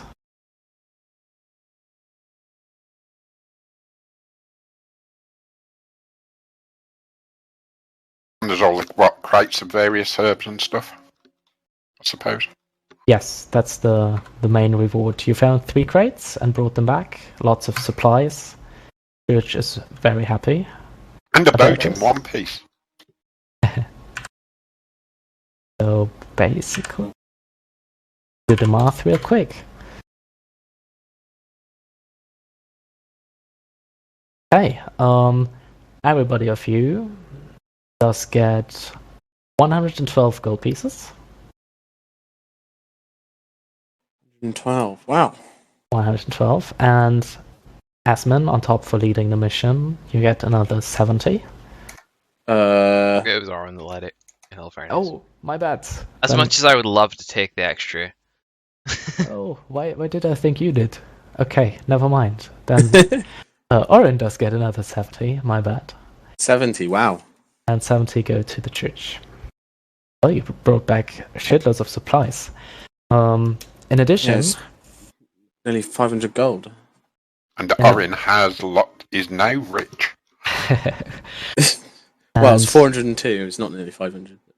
in addition, I do think your fellow adventurers were happy to hear that the next 10 potions of water breathing that are being bought from the church come at a 25% discount. Oh. Mm. Hmm. Does the church need Joseph to brew them? Well, if you want to assist. I'll assist in brewing it. Okay. This might help with my roleplay that I'm doing to learn more about potions, if you get what I mean. Yeah, absolutely. And different stuff. So if you could put that into the record that I'd like to assist in the, Yes, brewing of spend potions. your downtime making sure these supplies go to good use. Yep. And that might advance me potion stuff a bit. The letter that said about the island, where did it say which direction the island was in? Not exactly, but you do gather it would be you crossed 2 rivers, or you saw 2 rivers going into the ocean, and it would be a bit more to the west and a bit more to the south from the second river delta, basically. So southwest of the second river to the west. Yes, exactly. That's where you would search for it. A silly question. Do I write down now that I've got a barrel of fire-breathing beer? I think so, yeah. It's 1.1 gallon, to be exact. Could you write it in chatting, the exact name of it and Yes, what I it can. is, please? What else? We found more crates, the gold and sharks. Oh, that's at the cave.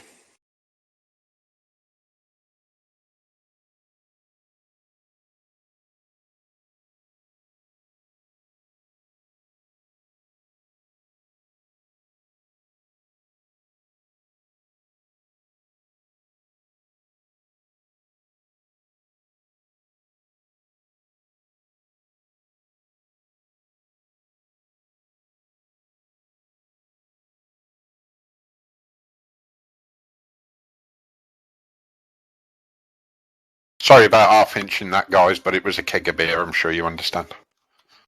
Oh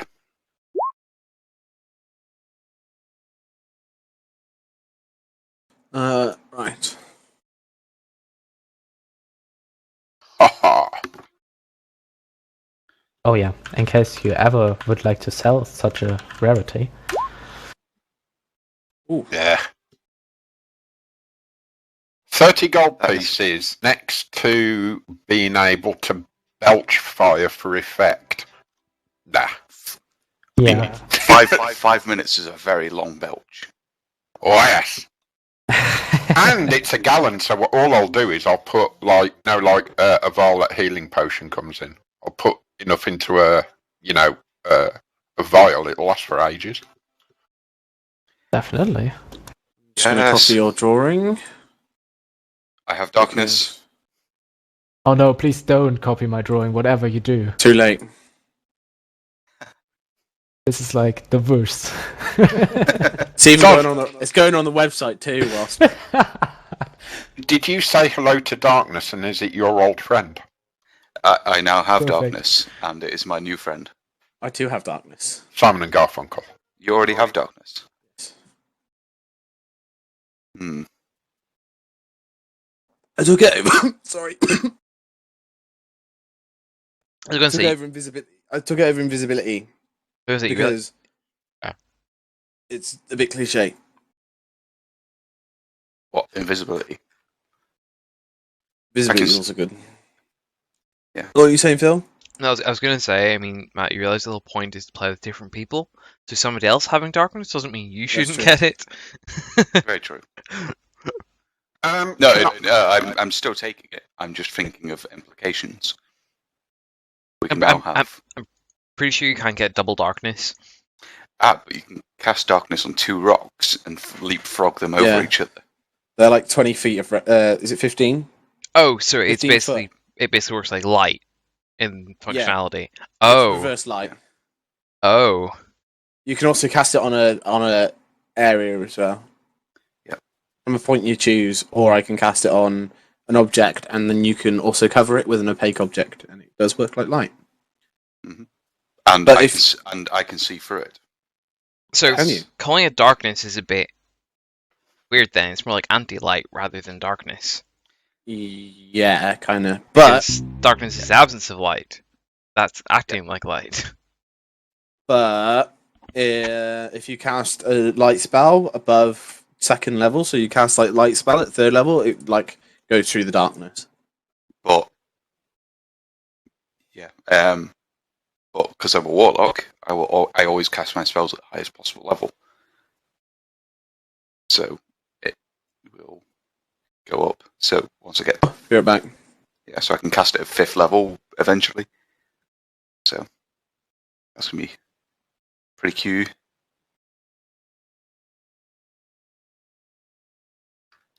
And most importantly, I've now got Find Familiar Ooh, nice. as a part of the Chain Warlock. So, Imp. Oh, Wasp, how many favor points do we get, by the way? Sorry, Yeah, syntax. I wasn't done yet, actually. Just Oh, figured. sorry. No, it's okay. Since you delivered some magic items towards the church, you can now buy them back before anybody gets their hands on it.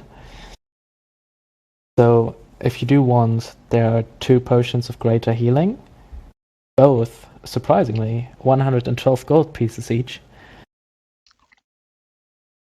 And there's also the Helm of Dread for 75 gold pieces. And the, what's it called? Pipe of Smoke Monsters for 75 gold pieces as well.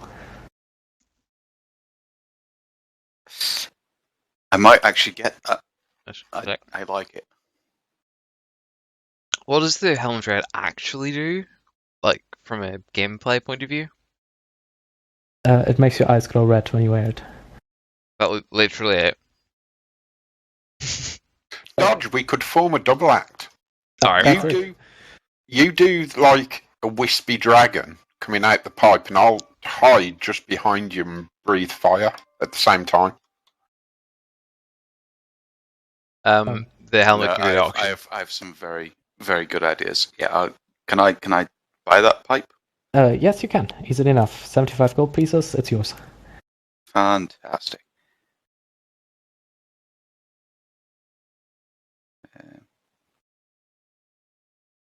Yeah, sorry, Philbo? Oh, the helmet can go to auction, I don't care.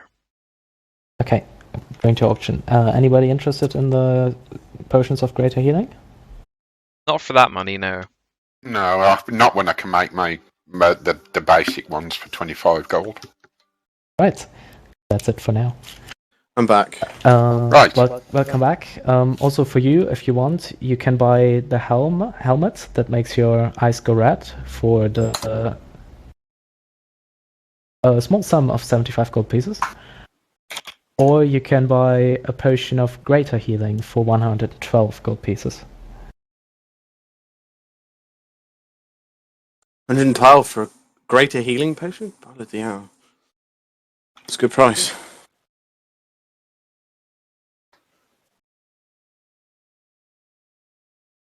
While you think on that, Aren't they normally like 500 gold or something? 300. 150. Oh wow, okay. I didn't know that cheap.